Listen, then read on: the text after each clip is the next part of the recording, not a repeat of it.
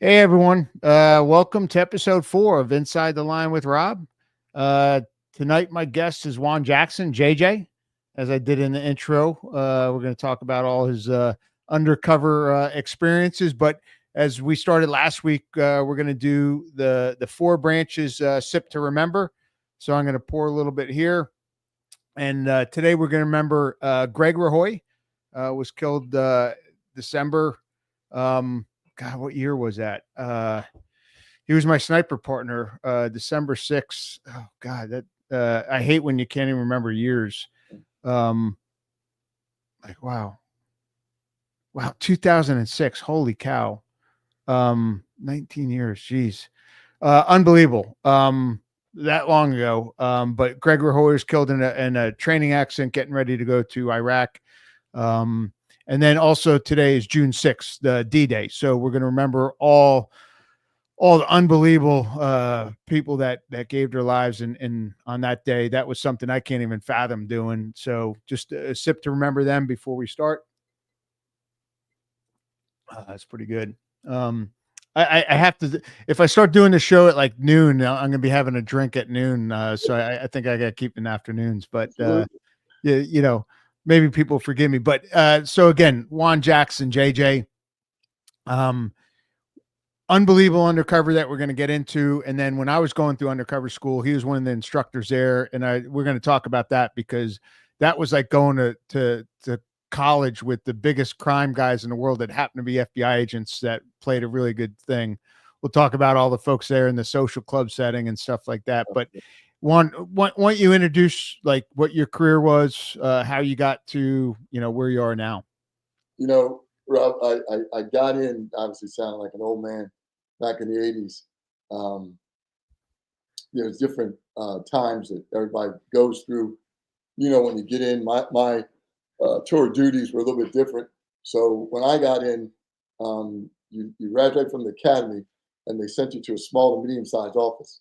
I went to St. Louis, never been there in my life, went to St. Louis. Your tour duty was supposed to be 2 to 4 years. And then from there, you were going to go to a big office. Back then, when I was in, it was only 10. Later, it grew to 15 or whatever the hell it is now. I don't know. So again, you had this dream list of once you spent time in a small to medium-sized office, then you were going to go to a top 10 office. New York, Boston, Philadelphia, New York, Miami, LA, San Francisco, all the ones that were the major cities throughout the United States. I was sent to New York. And then spent 10 and a half years there. And then coming on this case that we're going to talk about, I don't think the director at that time would ever admit to what he did. But he asked me what I want to do when he called me into his office. It was one of those unusual things. Undercovers don't get a chance to talk to anybody when they do this. I just had to be called down to the bureau, to headquarters. And he said he wanted me to come to USOU, the undercover unit at headquarters. And I spent half my life down and everywhere in the world. So I respectively declined and make sure I said respectively. I didn't just say that. No one says that to the director. But then, but my OP was Philadelphia. So believe it or not, within 3.5 weeks, I get a letter or a communication saying I've been transferred to Philadelphia, and that's where I ended my career.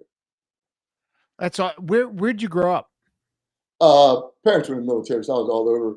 But I ended up in the army.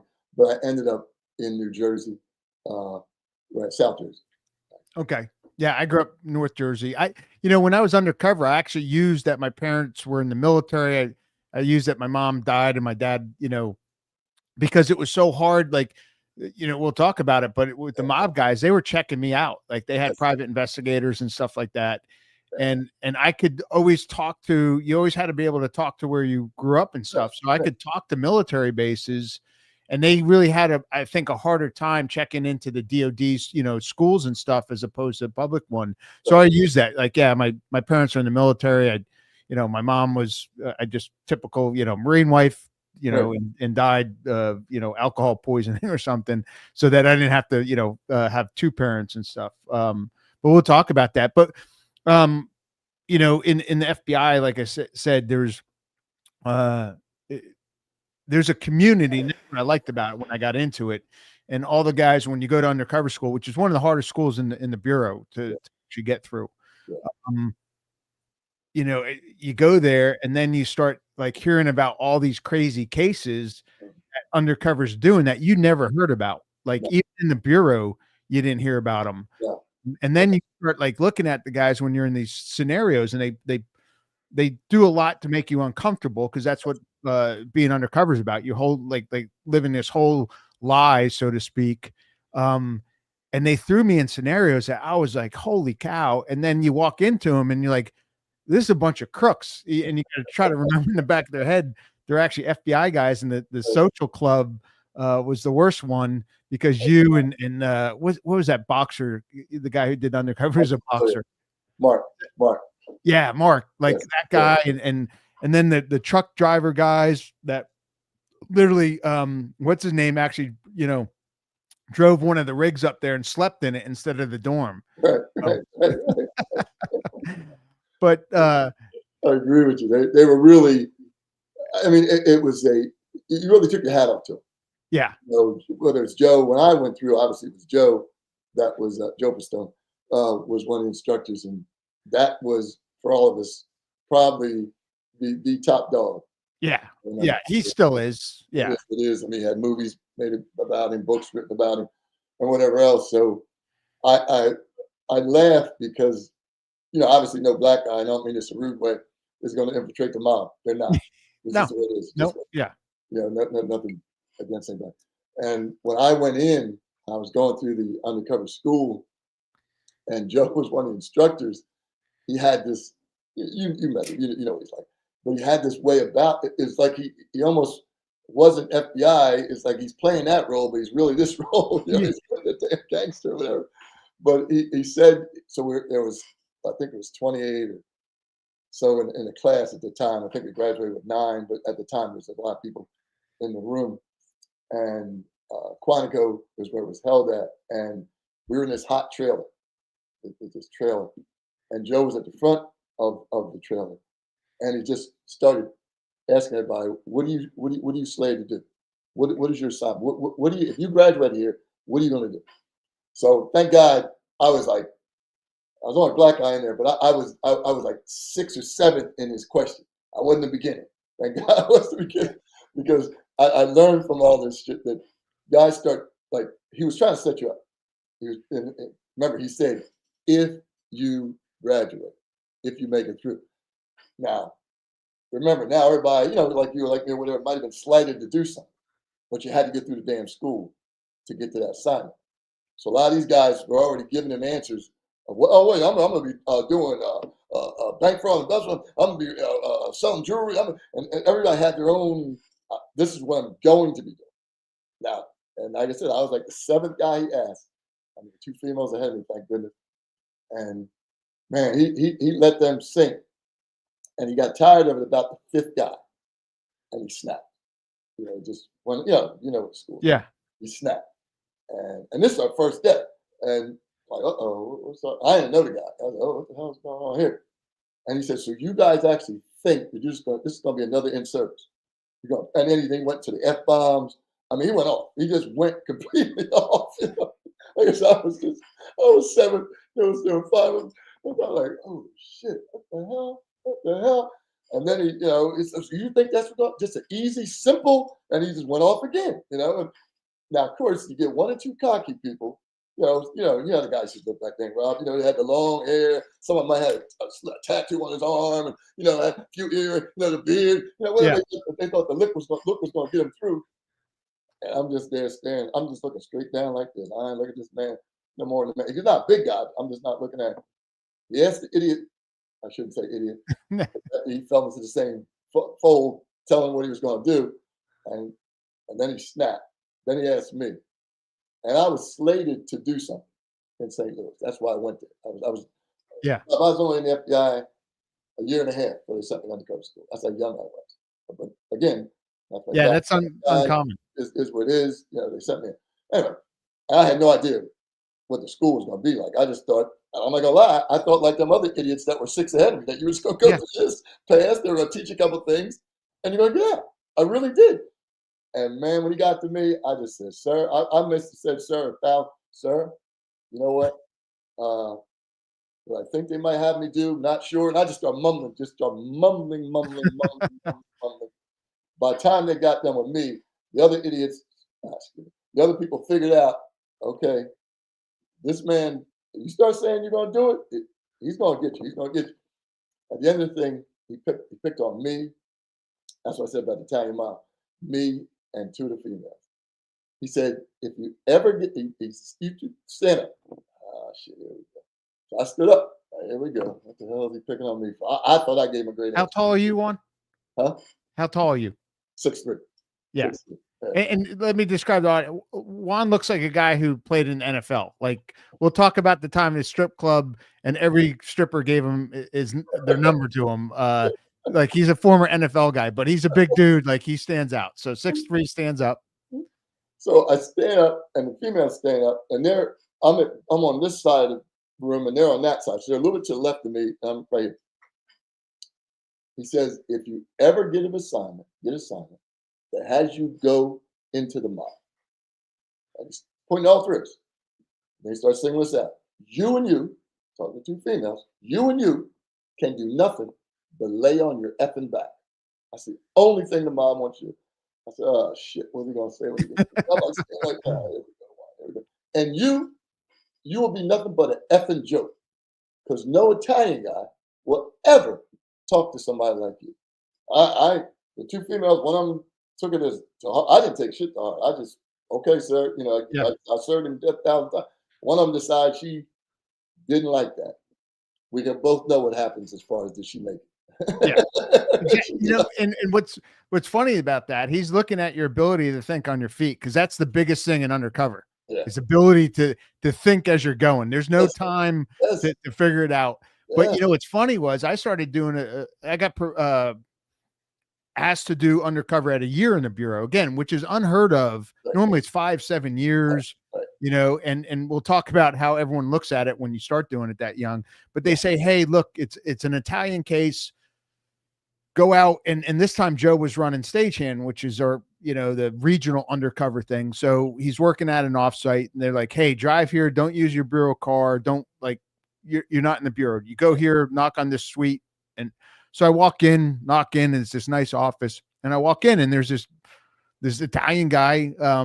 His back is to me. He's facing something else. He goes, where are you from, kid? And I said, Jersey. And he goes, where? I said, Wayne. He goes, you know any girls by the name of Grocer? I'm like, Sue and her sisters? He goes, yeah. How do you know them? I'm like, well, Sue worked at the gym I worked out at, and I used to ask her out every day because she's really good looking. And her steroid boyfriend never found out, he would have kicked my ass. Turns out those girls were his goddaughters. Oh. They grew up next to, he lived in the town next to mine when he was doing Donnie Brasco. Uh-huh. And they were neighbors. They had 5 girls, and then they moved to Wayne. And so he's asking me this, and then he starts asking me about, you know, people in the town, because it was a North Jersey town. We had mob guys up there, and I'm like, yeah, I know him. And he goes, well, do you know so-and-so? And I said, yeah. He goes, how do you know him? I said, I dated his daughter. And he goes, what years? I'm like, 83, 84, maybe. He goes, when he was in jail. I said, well, just before. I said, and he goes, were you at his going away party?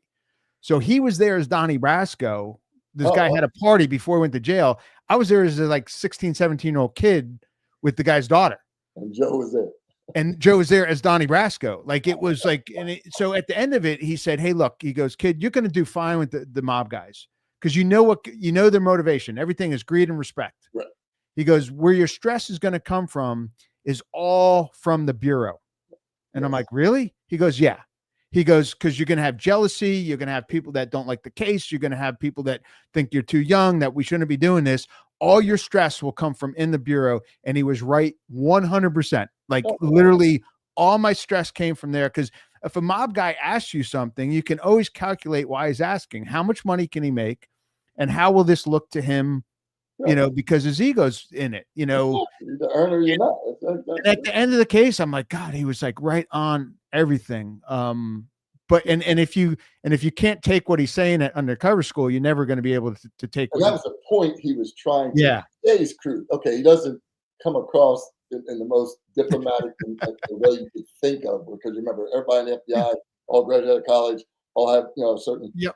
attitude and persona.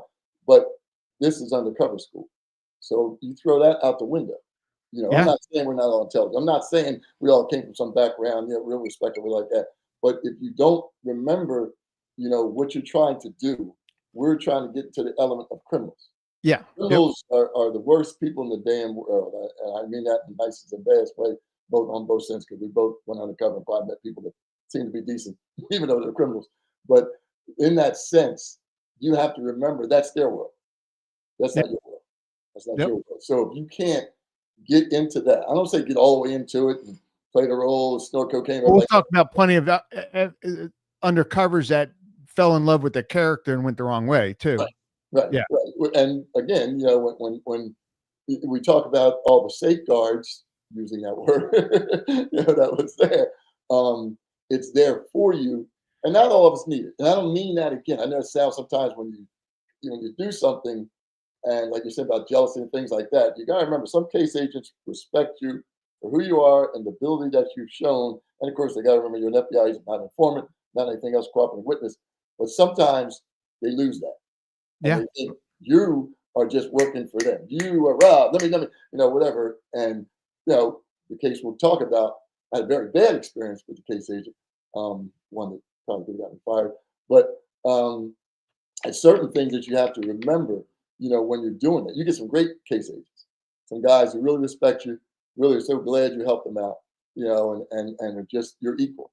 And then you get others who just think, you're lazy or this or that. Or you're just there to wear a fancy watch and drive a fancy car. That, oh my God.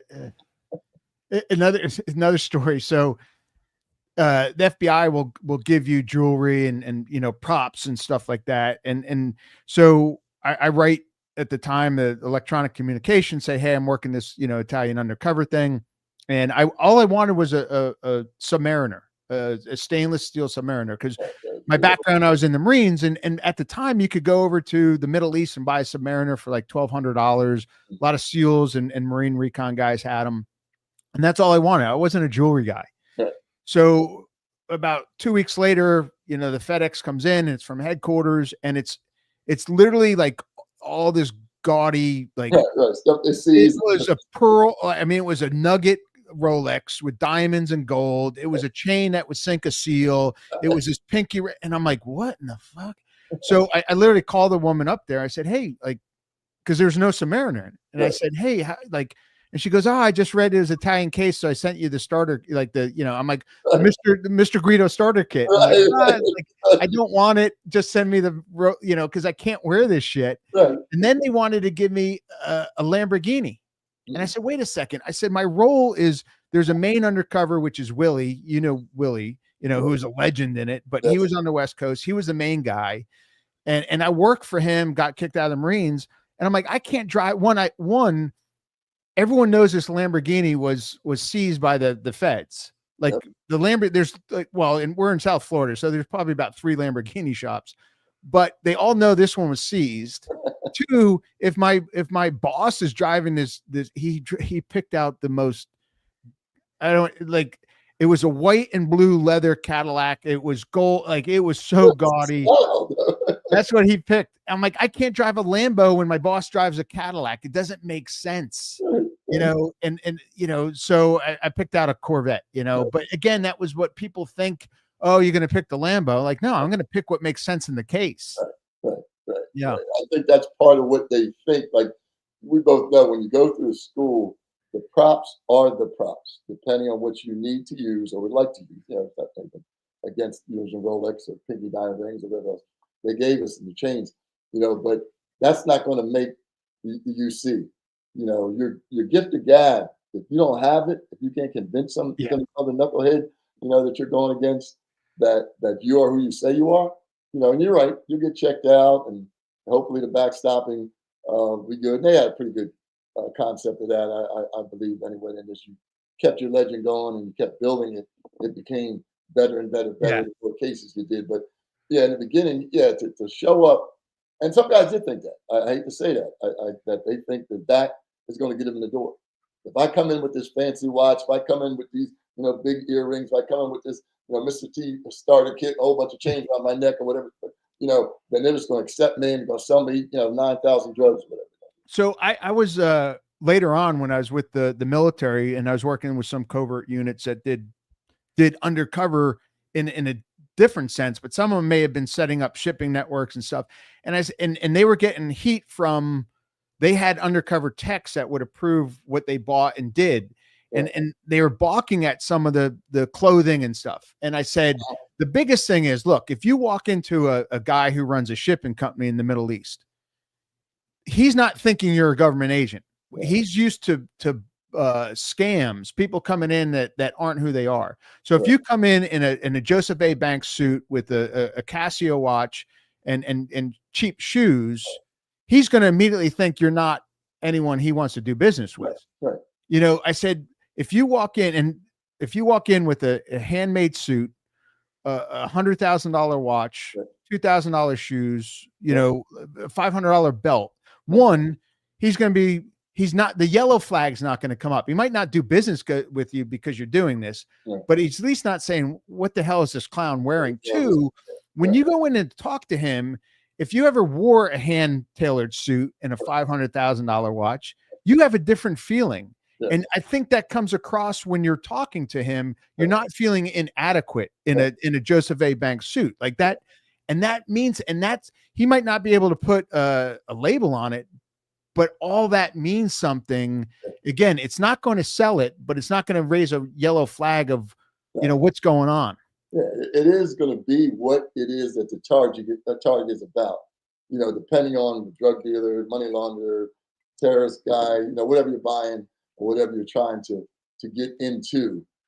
As we both know, as you get to these different cases, obviously the target is always going to be first, and you got to look at the files, listen to what the hell they tell you, look at the video if they have video of them, listen to the informant. Now, sometimes the informant's a real good person. Yep. That they're really spot on. And a lot of times they're bullshit. And let me tell the audience, an informant is someone that, like, a lot of times they get jammed up and they're facing charges. Yeah. So they agree to bring an undercover in because we always want to have an agent testify as opposed to a former criminal or a criminal. And some of them are really good and some of them are really bad. Really bad, but the case agent wants that case so bad. Yeah. That he wants to believe everything the idiot says. And the idiot doesn't have the relationship he's claiming he has. And then you don't want to get caught. And I always say that to anybody when we used to teach in undercover schools, that, you do have to have that rapport with that guy. But you also got to just look at him in the face and just listen to what he's saying. When he's saying, oh, I can do this for you, Rob. I can put you right in front of such a, oh, you can, no problem, like that. And he still was a guy, $5,000 or whatever, whatever last screw up he did. And so he's not going to be that credible person. But because of that, sometimes a case agent will look blind. They're trying to see the end. Yeah. They're trying to see, this case is going to take me to the promised land. I'm going to be the next thing since sliced bread. And this guy is just going to get my man in the door. And then he's supposed to walk on water after that. And you're going to come in just incredible. And as an informant, they're going to look at you as just another idiot like him. That needs to sell them a bill of goods or whatever they're doing. Yeah. My the one I had at one point, like when he was technically partners with the main undercover, Willie, who was their older guys. And I took care of their yacht. I ran their nightclub. I did all the dirty work for them, carried the money, the dope. But in front of the bad guys, I was subservient to him. Right. Like it was, and then when the bad guys left and he'd done something stupid, I would yell at him because I'm still the effing agent. Right. And I'm like, what the fuck did you just say? You could launder $2 million. The attorney general guidelines this. Right. We can't launder 2 million. Like, and then he would get pissed at you. Right. But you always had to like that establish it. I'm still the agent. In this case, like I said, I've had very good ones, and I've had very bad ones. Yeah. That I'm listening to him talk, and he keeps saying what he can do, and you're going through the file, like I said, or going through the video, whatever it is that they're giving you that's proof to how the first case should be, and you're not finding it. You're saying, well, I don't see that. You keep telling me this guy wants to do this, and you've done this, but I don't see it here. Yeah. He's like, no, he's going to do that one. No, he's probably not. And that means you're just going to send me in, and I'm going to be just as bad as the idiot who was lying to you. But that's all he's doing. Because like I said, he's trying to work off a bid. He's trying not to go to jail. So Yep. anything and everything he can do not to go to jail, he's going to promise you. Yeah. And that's where, you have to, because I said, we're agents first. And we can look at somebody and just say, no, like I said, I'm not knocking a guy that can't. But we can look at somebody and maybe as an undercover, you also have, to me, that other ability. That ability, the bullshit talks and whatever goes on. So you can, because you have to give everybody a line of bullshit. Because that's not you. You're not a drug dealer. You're not a mobster. You're not whatever. So you're already doing that. And now you got an informant who was trying to sell the same thing to you that you can sell them. Yeah. And you say, no. My man here is not what he says he is. No, we're not doing it. We're not doing this way. There's another way to do it. And I will propose another way to do it. And let's do it either without him, and just he got lost or he got whatever happened to him, and I'll take it from here. But I think sometimes, and I've seen guys get jammed up like that, where they get caught up into the lies of the informant, and then now trying to overcome that and overcome the mystery of who you are. Remember, you're coming in, no matter what is told about you, you're still that unknown guy to that bad guy. Yeah. I don't care what happens. I don't care what they paint up. In the New Orleans case, I remember sitting there and I asked everybody to step out the room. And the CI, the informant, Skaboo, I said, Sydney, it's just going to be you and I. Just tell me what's going on. And because he had the problem of being extorted by the cops, so he was definitely afraid of, he was just trying to explain to me, he didn't have a bid to work off. No one arrested him. No, he just wanted to live. Yeah. And they told him that the day that they wanted to extort him, that if he didn't come up with 10 grand, they were going to kill him. They were going to kill him and cut him up, put him in the bayou. So when he went to the case agent on Christmas Eve, and we all know, that's what I was trying to explain. Sometimes about cases, we have a lot of paperwork there, a lot of proof. It's no TV show where we pull up in the drawer. And here, Rob, take $100,000, go do what you do, and get back to me later. No. That doesn't happen in our world. It's a lot of approvals that have to come down. Let's take any money and go spend it on, I don't give a shit what it is, on anything. So in that sense, when that particular incident occurred, he didn't have the money because the DEA had arrested his source of supply weeks ago. So when they tried to extort him for 10 grand, he didn't have it. He just flat out didn't have it. Yeah. So when he left, he tried the DEA. And like I said, it is what it is. They didn't care about extortion. That's not what their agency does. They sent him stepping. Luckily, someone gave him a business card of this case agent, Stan. So when he called Stan, it was Christmas Eve. We all know what Christmas Eve was like. Unless you got a wiretap going, something like that, people are not even, if they're not from that office, they're heading home. Yeah. They're heading somewhere. Everyone take end of year leave that you got to use by the end of the year. So you have a skeleton crew in every squad, which is not in your world either. So imagine this guy doing that, calling him up and having hours, not days, not weeks, it would take for these approvals to get 10 grand. Wow. And it just didn't happen. I mean, it to the point that when they finally scrounged up, and this between Stan's real money from his own account and the other 4 grand they could scrape up that was in the safe. So they only come up Case agent's own money? he took 4 from his own account, which I wouldn't have done. I would kiss my hand. Yeah. And then they put 4 and 4 together. And they said, this is going to have to do, and see what he says. And the luck was that the little greedy son of a bitch, the cop that did it, decided, okay, this is just the start, obviously. And then they were able to reel him in from that point on.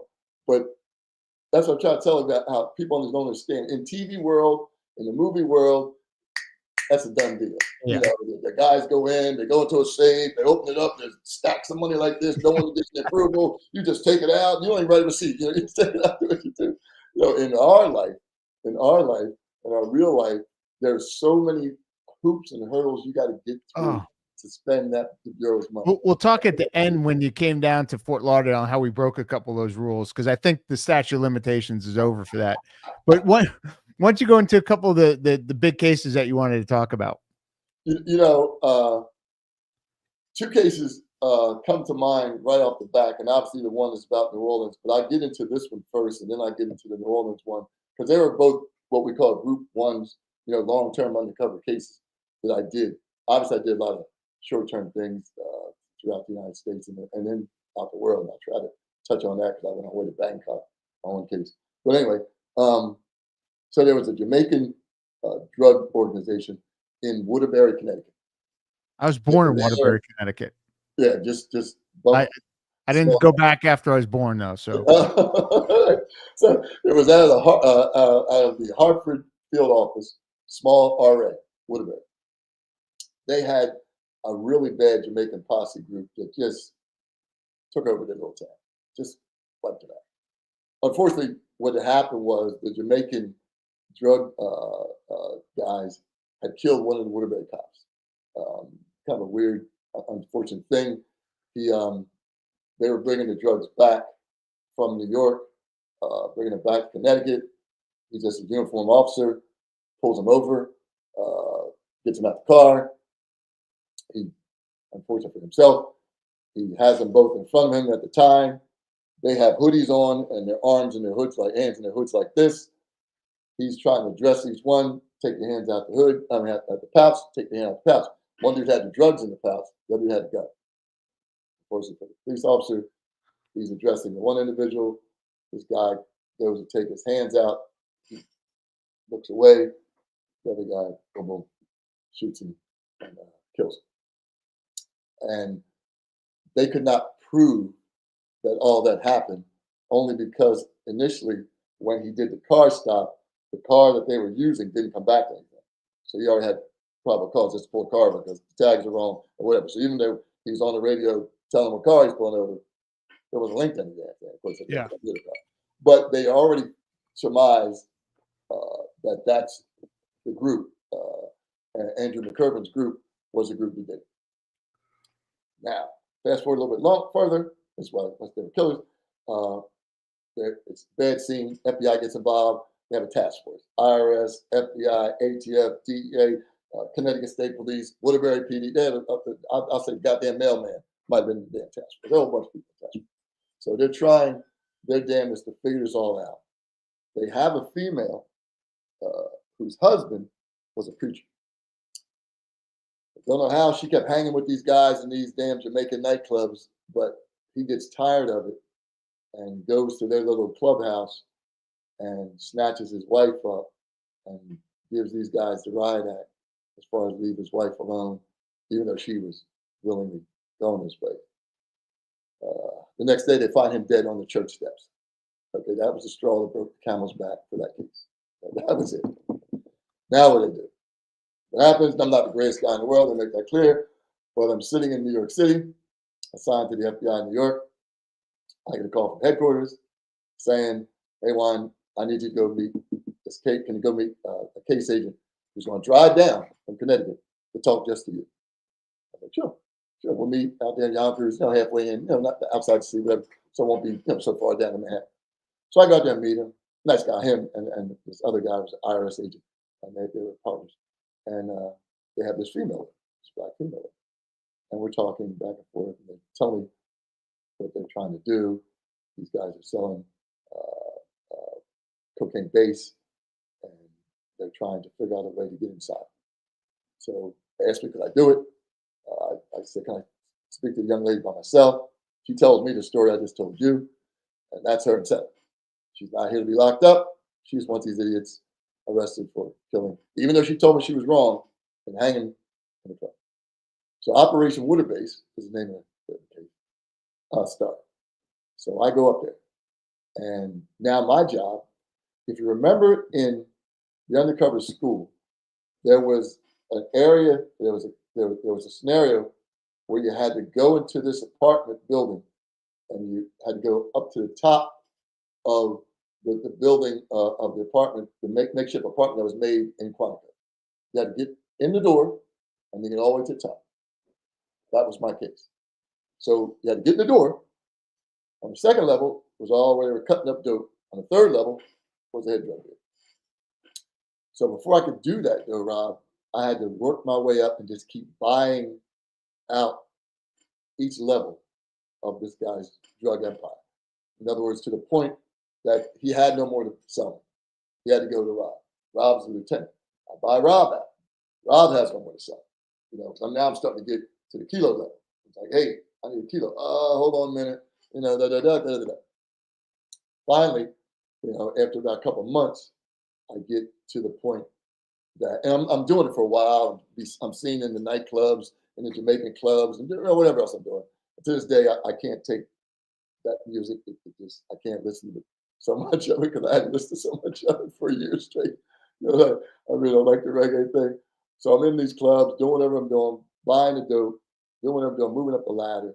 And finally, it comes a time that I'm convinced this guy Shaba to take me to his boss, Andrew McCurdy.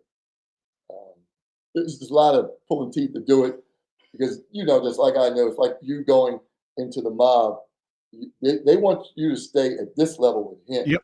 And then I want to look good by going to, the head guy.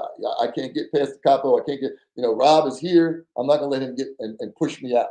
Yep. Yep. There's a lot of rules and hierarchy of where you can go to and who you can talk to. What do you work? So I end up convincing the guy. We did a couple of weird things to do this. And then finally, he just had nothing. I literally would just spending money hand over fist to the point that, and they had Title IIIs up on a lot of their phones, not the head guy's phone, but on these guys' phones. And you could hear him talking about, this guy's just running me dry here, man. This guy's running me dry here. What do? I need to go to Trey. He's talking to his other underlings, and they're saying, we don't want to lose this. If you lose this guy, it sounds like he's big money, Trey's going to be twice as many, because you just lost the earn. You just lost the guy that could probably take everybody to the promised land. So luckily, that concept worked, and they took me to this apartment complex area where they were running it. That you drive through this one little area and you see it everywhere. Just once you get past a certain area, there's surveillance and whatever else you got going on, got to stay back there. You can't. That particular night, and I get my instructors. I'm sitting there with a guy from Connecticut State Police. He runs their little side of that. The FBI supervisor, case agent, everybody's in there in this little meeting. And they're saying, under no circumstances do you go inside. Under none. Okay? Bring him out. And I have, a car, and I think I had a Jaguar, have the car, and it's all wired up. Bring him in here so we can get. Now, I had another recorder, a little, back then they had pages. I had that on me, but they wanted the perfect sit in the car, with the camera, and you talking to him, and him, doing the deal. So I said, all right, cool. He said, no, Juan, seriously, you don't understand. These guys are ruthless. They kill people. I said, hey, I got it. I pull up to I get through the first wave of knucklehead Jamaican. I tell them I'm here to see Dre. Get to the area, and they had this. The apartment building was like here, but they had an adjoining apartment building like right here with a walkover like that. So I was going to go into that building. As I pull up, Rob, I hear boom, boom, boom, boom, boom. I look up like this, and on the walkway, these guys in a gun bag. Jesus. I'm like, look down like this and go, oh, you got it. And it's real quickly. But I guess they shot, he shot, they shot, and then these guys take off. Right? Now they're calling. My phone's ringing. I know what it is. Get out. Yeah. Get out. And I was like, and then here comes the shopper. Here he comes. Yo, Jay. I said, yeah. He said, yeah, Dre said, come up, man. I said, what? Sometimes you can't understand what they're saying. I said, no, just tell him to come on down to the car. I got him right here, man. I don't want to get involved with what y'all got going on. He said, no, man. He said he needs you to come upstairs, man. It's not safe down here, man. I said, shit. Take a minute, Rob. How'd I go? And my phone is blowing up. I mean, they are pissed. Everybody's pissed. Because it goes bad. Everybody's going to go get fired. So I get out and I go inside. I go through the first door. If you remember the scenario in the undercover school, I go to the first door, and there's a dude like right by that door with a shotgun. And if you remember those I call it reinforced steel props that when they shut the door, this thing Yeah. locks, and this bolt goes into the door like that. And that's what he did. And then I guess for a fact, I know his ass. He was trying to be Mr. Tough. He racks the shotgun. Well, fucking round pops out. So it means it was already racked, but he was trying Yeah. to be Mr. Tough guy. Yep. I saw him go pop like that. But I ain't looking at it. I was like, yeah, bro, whatever. But, and he said, up the stairs. What's going on in the inside though? Like So inside, on this inside, no, floor, inside you when this is going on. I'm thinking when he locked the door, Rob, I'm not gonna lie. I went, shit, man. Because I'm thinking he's gonna be right here. I'm a converse with Yeah. the dude. Look, man, we need to do this business thing. I'm still trying to be business. But and it's kind of dark and smoky, they got married, they blowing weed and shit like that. I'm like, shit, it's kind of dark, and I'm not expecting, I am thinking, I'm not gonna lie to you, I'm gonna talk to the guy right here. Yeah. Because all this is a negotiation. I need to do this. If you got it, we can do it tomorrow, whatever. Yeah. I didn't have the money. I didn't have any money, so I couldn't get ripped off. I mean, I had money, I'm saying, but I didn't have any money to buy a kilo. Yeah. So, and by the way, that's nothing. If you remember the scenario, nothing. Remember the scenario, everybody came to that door, they said, yeah, I'm here to see Rob. And the dude playing the role of the doorman in our scenario, and Quango go, yeah, good for you. And that means you have to talk. You have to talk to me. Yeah. That's what happened to me. I said, yeah, I'm here to see Dre. He just did this thing. So I had to go in my pocket, hit him up with a C note, said, I'm here to see your boy. He's, okay. Now he opens the door. Remember, that's part of the test, when we go through school. Anyway, because you got to, again, read the scenario. So anyway, that man, he bolts the door, racks the shotgun. I go, oh my God, wow, this is not good. Yeah, and people don't understand. Like inside, about 80 things are going through your head. Yes. Like, okay, if they shoot me, like what? Doorways, windows. But you have to remain on the outside, like totally calm and cool. You count bodies. You're counting like a guy. And like shit's going on in slow motion in your head, like literally like slow motion. Yeah. And you got to like respond to what's outside as it is happening. And you can't, like I always say this about the movies. You know how they do like this? They pan the room and do all that bullshit. Yeah. You can't be looking to fuck around. Excuse me. You No. can't be looking around. You can't. No. You start doing this, like I said, in the movies, I always see the guy. Like, what the fuck are you looking at? He sees everybody. Yeah. Like whatever the TV show or the movie show with Equalizer, he sets a little watch. How many people are going to kill? That ain't gonna happen. Yeah. I mean, it's a great show. I love the movie. I like that too, but yeah, I didn't set no watch anytime. So now I'm thinking, first of all, they told me not to go in. Yeah. They told me that, Juan. I mean, and that's another thing about it, Juan. They told us, don't go in there. They said, don't go in there.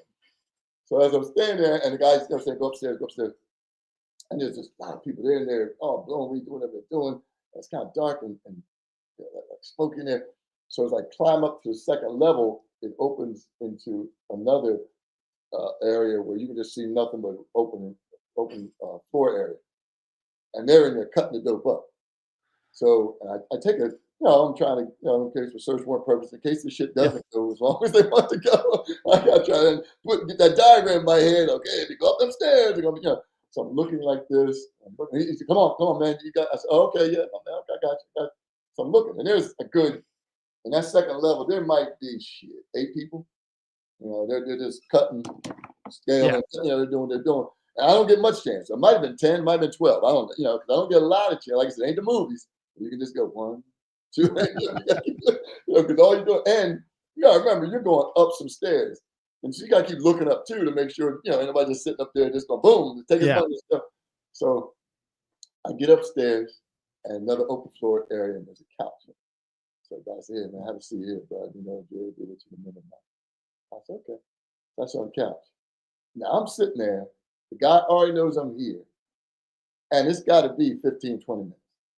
I know outside, I still got the recorder on me, the transmitter on me. So I'm transmitting. And I'm trying to talk. All right, I'm going to go upstairs. And what's on the third floor? I'm trying to give them, in case they got crashed the door, I'm trying to do it. Give info to the team outside. Yeah. And it's not a perfect world. We both know that the thing goes, goes in and out. Everybody hears second floor, third, so I know all that, but I'm trying to give them everything. And then I didn't want that pregnant pause to where you're sitting too long and everybody outside and that's from the FBI and every other task force is thinking something wrong.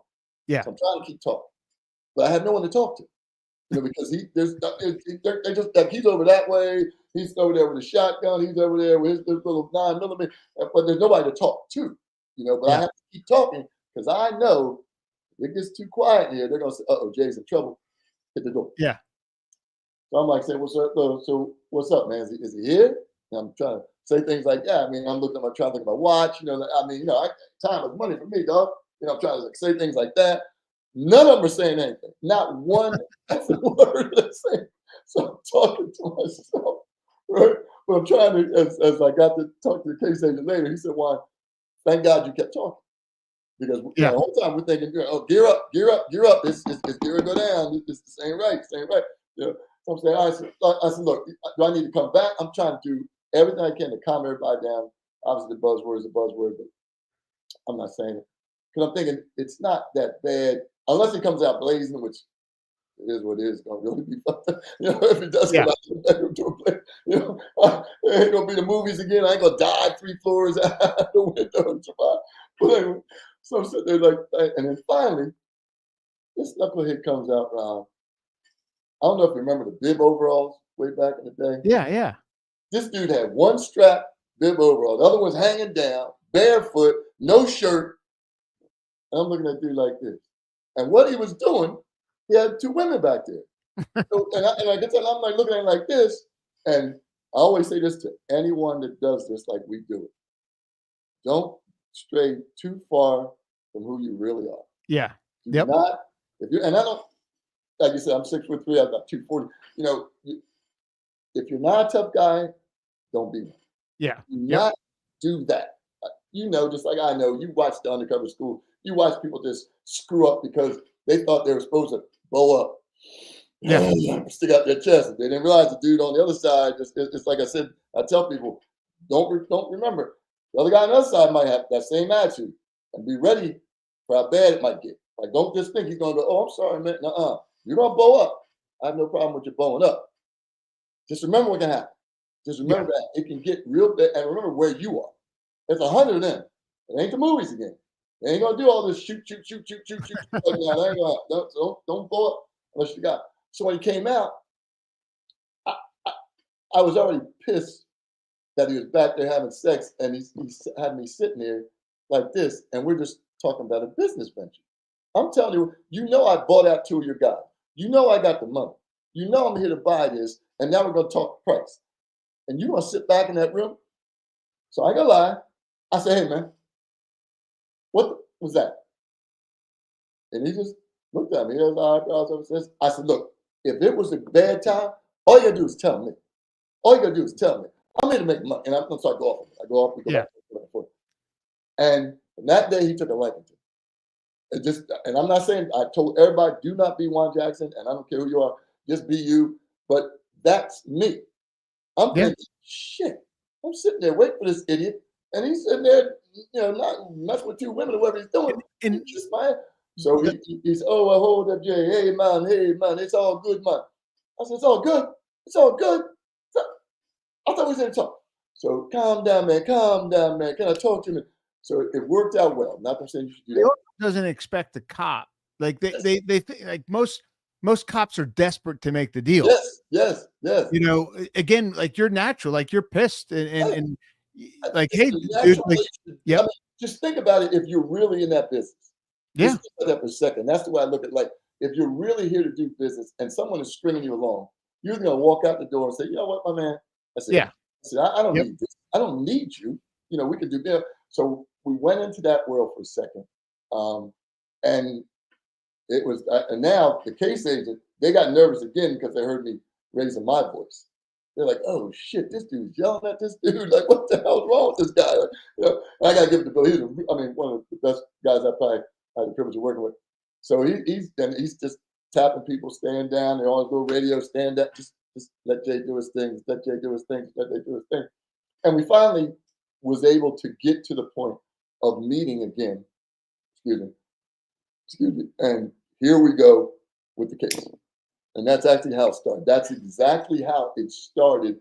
And from there, I was buying shit left and right, meeting different people, finding out where, he stashed the drugs. Just so many things happened after that that could have went bad. Don't get me wrong, the AUSA Yeah. wasn't happy when he heard the tape. He was like, "You're threatening the guy. What the fuck? How am I going to defend that in the case? The guy, like, he might be afraid of you." I said, "Sir, do you realize, did you hear all of what I was saying? How many people were in there? You think I intimidated him with 30 guys in there with guns? I intimidated him." That's because he was upset that, no, it sounds like, you kind of like threatening him with, what you need for him to do. And I said, "Do you realize this is real? This is what these dudes do every day. Yeah. That's how they talk every day. It's not some game. It's not some Mr. Nice guy. Oh, sorry that you kept me waiting. I mean, can we do this deal and buy you?" It's not that way. I'm not saying everybody should talk like me or act like me, but I'm saying you once you take that on and you know the element you're in, you have to recognize that.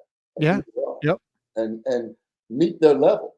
You go below that level, they're going to take advantage of it. Absolutely. Then you're going to be the stooge. Yeah, yeah. So you don't want to, because then they will beat you with the drugs. They'll sell you some bullshit, or they'll set you up and rip you. Yep. There's certain things that in those worlds that you're going to have to accept. That can still happen. I'm saying, but you're trying to show them, like, you remember, I'm here to convince you I'm in that world too. I'm Yeah. the same nasty drug dealer you are. So you're this guy who killed the cop and had the preacher. Yeah, okay, that's all great. That's all great. That doesn't bother me. Yeah. I'm not to. That's what. If you don't try to make them think that, then as this case moves forward, because you're going to meet guys that don't like you in the mob, or they just don't like you. Another dude, they think you're a cop, but they just don't like you. Yep. The way it is, just the way it is. One of the guys wanted to sleep with the female informant. We had portrayed my relationship with her as an on again, off again relationship. Yep. Sometimes I dated her, sometimes I didn't, like that. So this guy didn't like me because he couldn't get next to her. Yeah. And he just didn't like me. And he was always on the wires and the bugs and everything they had. He would always talk about it. He never talked about who he thought. Well, that's good that you had the wire. So the case I was in, the informant, I kept telling him, my rep was my role. I was in the Marine Corps, I was in reconnaissance. I did a bunch of special things and I got booted out for punching an officer. The mob guys liked I was in the Marines and they kind of liked that I punched an officer. I never told them I was an officer, and I was fire enlisted, but I kept telling the informant, like, look, don't prop me up. Don't brag about me. Just so one day I'm listening, him, and the main Boca Bob, who's the old man, and this guy Anthony, who they called Eyeball, because the dude had taken a guy's eye out with a fork and showed it to him before he stepped on it. Like, I knew that story about him. He was a badass. Went to the Olympic trials in Greco-Roman wrestling. He could pick up a refrigerator with two hands. So he was never friendly. I never talked to him, but he was a little bit older than me. I was probably in my, I was 30 or so.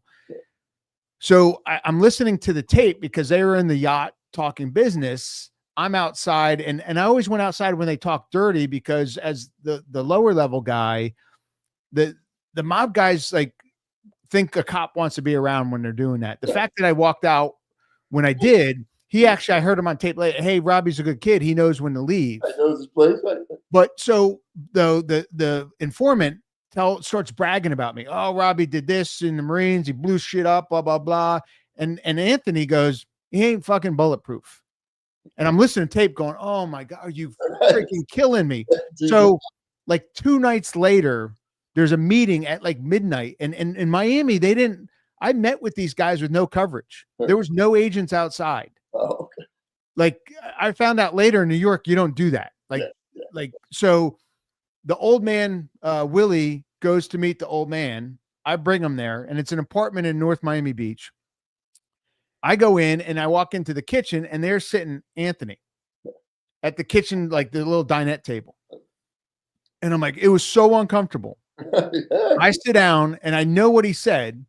And this is the first time I'm meeting him face to face after that, trying to figure out how to get out of this. Yeah, Right. So, and again, like smoke's going through my head. I think he can see me thinking, at one of those. So finally at like 5 minutes, and it was most uncomfortable for 5 minutes of my life. I look at him, I said, you're right. And he's like, about what? I said, I ain't bulletproof. I said, but you ain't either. Right. And he looks at me and goes, yeah, no shit. So I acknowledge that he said that about me. I said in a non-threatening manner, neither are you. And we became friends after that. But it took me like 5 minutes of like critical thinking to figure out how to address it without being like, confrontational. Yeah, you don't want to be confrontational to the point that it does. But I was a former Marine, guarding Willie and all this other, the dope and the money and stuff. So I couldn't come off as a wuss. Soft either. I mean, that's just it's a happy medium. And it worked out great because it was non-threatening. And after that, we literally hung out and we talked. But it was like I could have killed the informant for putting me in that situation. To build.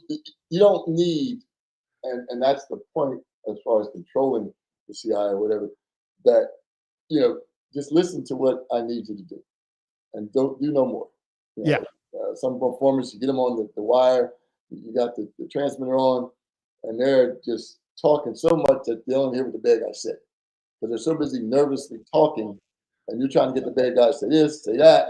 This guy keeps saying something in between that. And you say, hey, I'll come across on the tape because you're just talking over the bad guy. Just stay in your lane. Let me do most of the talking. And if there are the pregnant pauses or whatever, that works out well because remember, you're trying to record, if you do have one on, as much as you can of these conversations. That's going to go into evidence later. But if it gets talked over, like I said, informant, and I know a lot of it's nervous energy. God, he's nervous too. He knows he's been informed for the FBI. He's he's on pins and needles, whatever like that. In this case, the female in the Jamaican case, she was already entrenched in these guys, and the only reason, like I said, she hated them is because they killed her strange. I call it strange because she was running around. It's clubs, but anyway, husband or whatever. So she had her incentive. She had a cousin that was also dating one of them. So I haven't really had a great, solid intro into everything. The best thing we found out on the tape was these Jamaican guys, Andrew and them, he would call white people, whites devils. Man, we used that to the greatest advantage. So UConn, what colleges are in Connecticut? UConn, Hartford, Yale, man. All these big name colleges are up in Connecticut. He asked me one day, the head guy, because I was buying so much dope. He said, "You're from New York. That's where I get," and he just admitted to me, "That's where I get my dope. Why are you up here? Why not down there? Where it's flourishing." And I said to him, I said, "Do you know how many rich white kids are up here?" What's that? What'd you say? I said, "Do you know how many rich white kids are up here?" He said, "What?" I said, "Do you know how many rich white kids are up here?" Now he went into his tirade. No, you don't deal with the white people. They're devils, man. They some shit, which I knew he was going to do because we heard on the wire. And I said to him, I said, be it as it may, they got more money than the law allows. And their mommies and daddies give them all that money. And I'm taking every goddamn cent. So what we did was we arranged for young troopers. We didn't have too many young agents. We had a lot of female troopers, young troopers, long-haired guys, different guys. They plant them in these colleges. And I'd pull up with him and motion him over to him. And I'd hand him something. I said, "I'll take care of that. I'll be back to you end of the week." So he thought I was breaking my dope down, being sold on all these, college campuses. It was a moneymaker. It was a moneymaker. And we believed it. That's funny because same thing, like it's all a ploy. So in the mob, like they don't hang out with you to hang out with you. Like you got to give them a reason to make money. Like there's got to be something in it for them. They're not like, especially if you're an outsider. Right. So when I was down in Miami, the guy, Anthony, I kind of wanted, because he was into all the families down there. It's an open city and stuff. So at one point I called him up and I said, cause he wasn't answering, when we knew he was in town and he wasn't, ringing us. So I said, "Hey," I call him up. I said, "Hey, you want to make a couple couple grand tonight, real quick, nothing big. He's like, what do you got? I said, I just need eyes behind my head. And he goes, all right. So I arrange this. I pick him up. We drive down to one of the marinas, a go fast boat, $500,000 boat pulls up. I grab a briefcase. I get off. I throw it in the trunk of my car. I drive. Now, I don't trust him. So I want to get rid of this quick. And I drive a few miles around. I'm doing a counter surveillance looking for cops. And I drive into parking garage. There's a Mercedes, S600 there. I pop the trunk. I give him the briefcase, get back in the car, and I give him $2,000. And I said, let's go out. And so he thinks I'm moving. Now, the Go Fast boat was a customs undercover. The guy with the 600 was from stagehand. He was another FBI guy, had long hair and stuff like that. So he thinks I moved either money or dope, and he got $2,000. So, like, one, he reports it back to the other folks that I'm doing shit. Two, every time he's in town now, he called me because he wants to make a couple grand easy, But that's the funny thing. Like, you have to, as much as they put, like, you put on the show and you don't have to do anything big. It's just that underlying thing. Like you said, you had to get over why you up here in Connecticut when the dope's down in New York. Yeah. I mean, it like I said, thank God we had the wires up so we knew his questioning of who I am and why I'm here. Once we established that, it became so easy. I hate to say the word easy because I think always anyone thinks when we do something, we make it look so easy. We make it look like it's just a walk in the park. And even though it is to a point, Rob, it's still very dangerous. When you're talking about being in a car, going in someone's home, or doing whatever we're doing, meeting somewhere, and there's always a transfer of money or dope or both, that risk that it's going to go bad can go bad.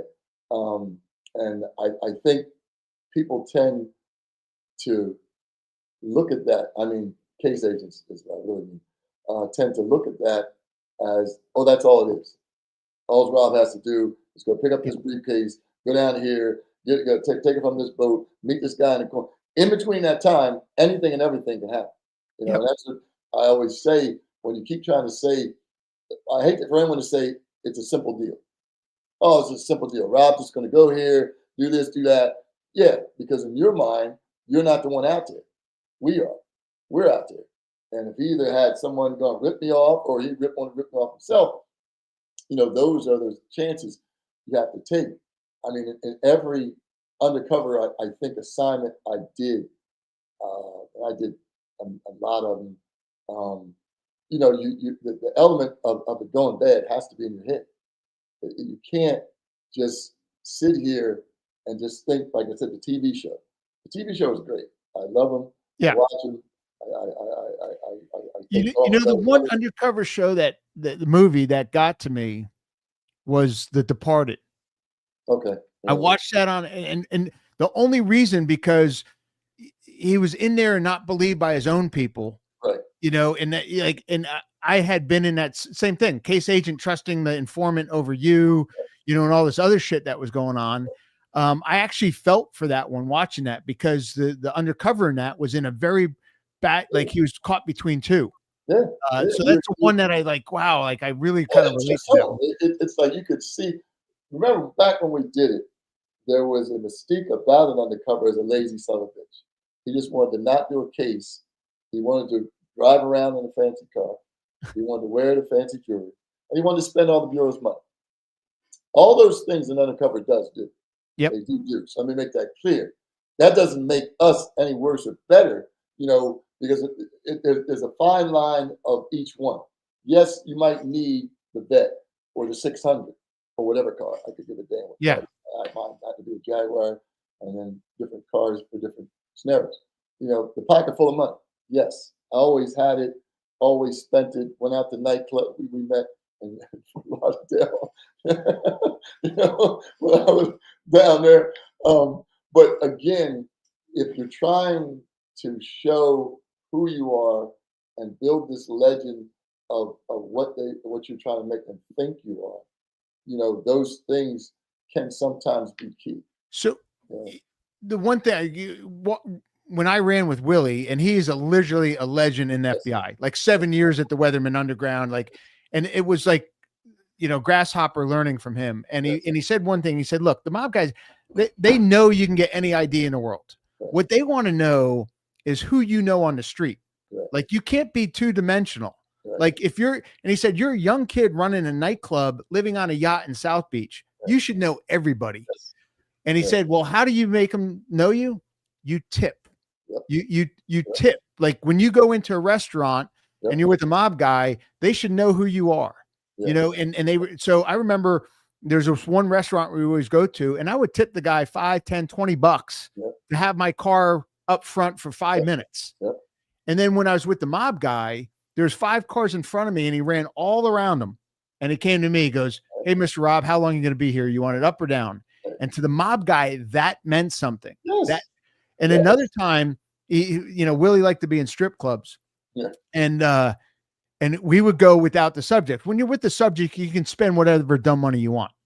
But when you're not with them, you're supposed to, and I had to write up this whole long, thing to justify it. But he would have strippers come over, and we would practice. And he said, "Look, you got to practice your story. The first time you tell your story, you don't want it to be to the bad guy." So we would tell, strippers will listen to anything as long as you give them money. But what's funny was we're doing it at his favorite club.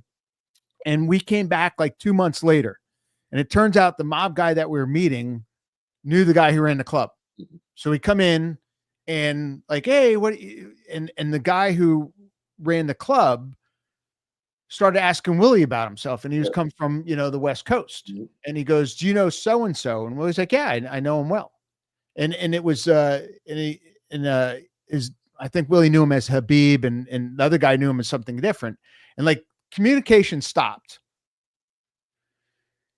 The guy goes in the office, calls the West Coast, and asks the guy about Willie. And thank God Willie, like, he wasn't BSing. The guy says, "Hey, he does go with you by Habib. He goes by me. He says hello." And then, but they're also asking all the strippers that knew us what our story was. What were you talking And we'd been there enough that they knew it, like, type of thing.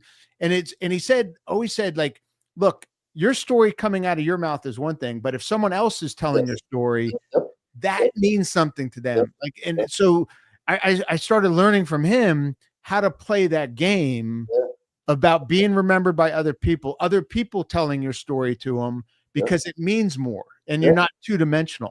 You're right. Because I mean, it's better to be proven that way instead of, like you said, making a phone call. See, do you really know the guy, whatever.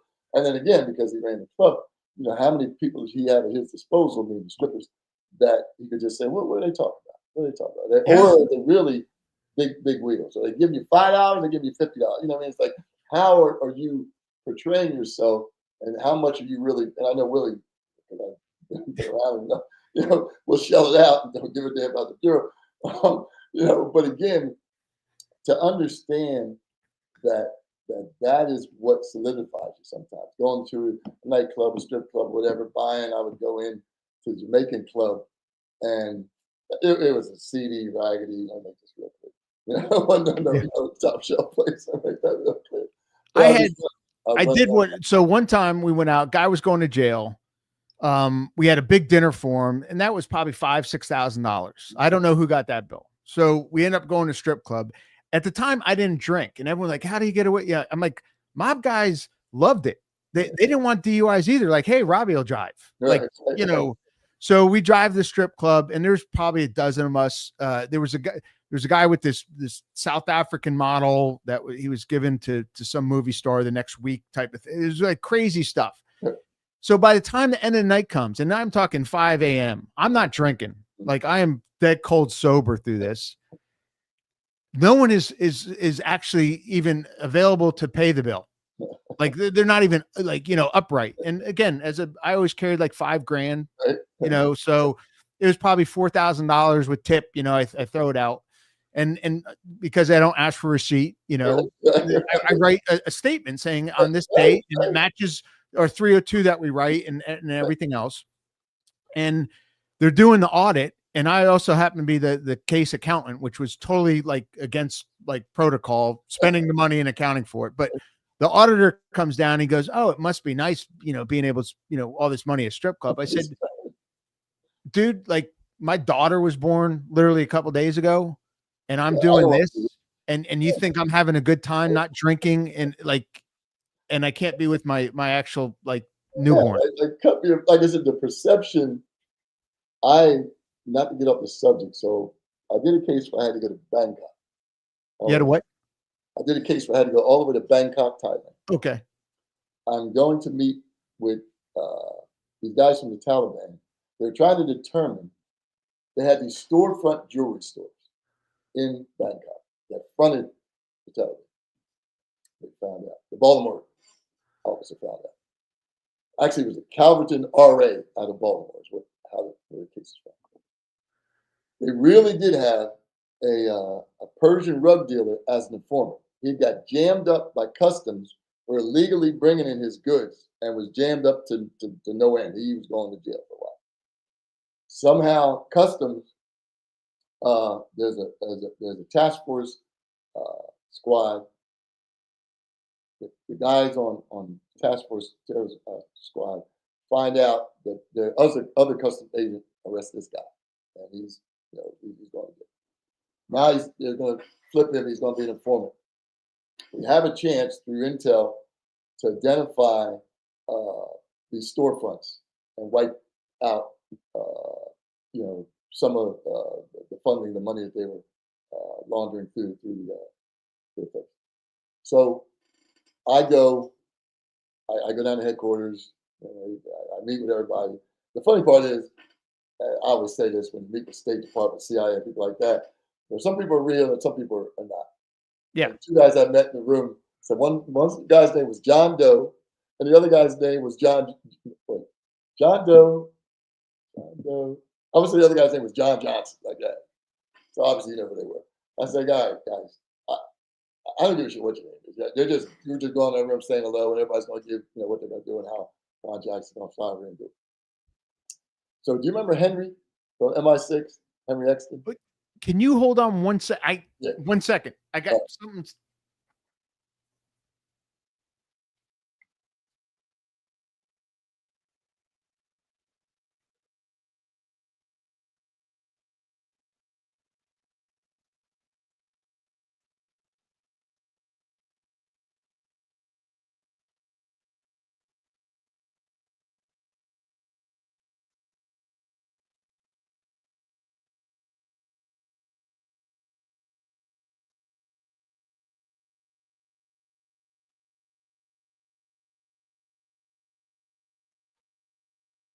Wow, insatiable knocking at the door. So Henry from MI6, yeah. Yeah. Unbelievable dude. Yes. So we arrange. So the FBI had sent me. Only you mob guys were allowed to go to these jewelry schools. But I had perfected this way of trading jewelry for drugs. I did it in Texas, Beaumont, and two other places. At that time, I didn't know that much about rubies and diamonds, things like that. But I was able to push, my, world on them to say, hey, can I go to that school and kind of understand some of this jewelry? Because I'm portraying a role of like this jewel thief guy, and then I'm trading the drugs, which got me in a lot of doors. In other words, just a straight buy of money and drugs. And now, hey man, like I said, some of the gaudy shit that they had at headquarters, I would just take, and I was allowed to give it to the bad guys, and then they would give me, the cocaine or whatever I was buying. Well, in this particular case, they sent me over here. They appraised our jewelry. Back then, a kilo of heroin was like 200 some thousand dollars. Someone got amount of money. So we had to get the right jewelry. So we're going to meet their guys in London first. So Henry sets it up. Henry got all the backstop. They got everything all squared away for me. And that's where he's from. I was beautiful house. Henry lives like a castle, by the way. That's a story. I got to just hang out there. Anyway, so we're over there. They bring in their guys. Henry brings in our guy, and we go through this whole appraisal of the jewelry. They got the little eyepieces and all that shit, whatever they're doing. It's all funny. I'm standing there. I was supposed to be this jewel thief. I'm a mover and a shaker. I got my man who's a CI. He sells drugs, but he's got a way through customs, so I can get shit move because the guy, so they got me believe I'm the guy. I can bring jewelry, I can bring anything you want, I can do anything you want, I can go get dope, whatever. So they praise it. Boom. It's over $250,000. Yes, we'll do the deal. Okay. Stay in London because of it. A little longer. Finally, we fly to Bangkok. I get there and I'm supposed to meet with these guys from Afghanistan. The guy, the informant, he spoke a dialect of that. Don't ask me what that is because I don't speak any of it. Enough to where he was going to be the interpreter and we are going to do the deal. We get there the first day, and I'm in a suite. It's got 5 bedrooms. It's huge. There's 5 bathrooms, about 4 or 5 different baths, whatever. So I'm sitting up in there, and we're going to meet not at that place, but at another hotel. Oh, back up. When I flew in, they whisked me through customs, and I meet with the Royal Thai Police. They're the ones that wear, I call them little hairbrushes on their shoulders, got uniforms like this. Yeah. The dirty cops are the local Thai city. Okay. And he's telling me, well, through the interpreter, that if something goes wrong and they come in, you are screwed because they're going to take your shit, either kill you or lock you up in some jail that we hope we can find. Yeah, great. That's Great. So anyway, we got this meeting. Go to another hotel, another big hotel. Just a suite. Maybe got maybe three rooms in this one. Big, nice top floor, whatever like that. And we're in there all setting up. They got the joining room with case agent, CIA, everybody's next door. Everybody, DEA, everybody's next door. All of a sudden, I got this ear thing in my ear, Rob. My phone rings. I go, "What's up?" I said, "Get out." So what's it? Get out.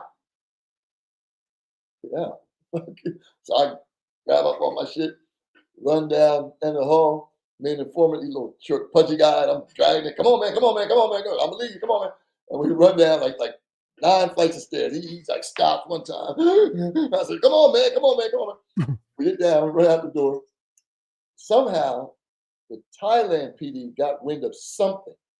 They didn't know what that was going on that floor. Didn't have specifics, but because the Royal had some type of communication going, they said they found out that they're coming up to get you. So we get out.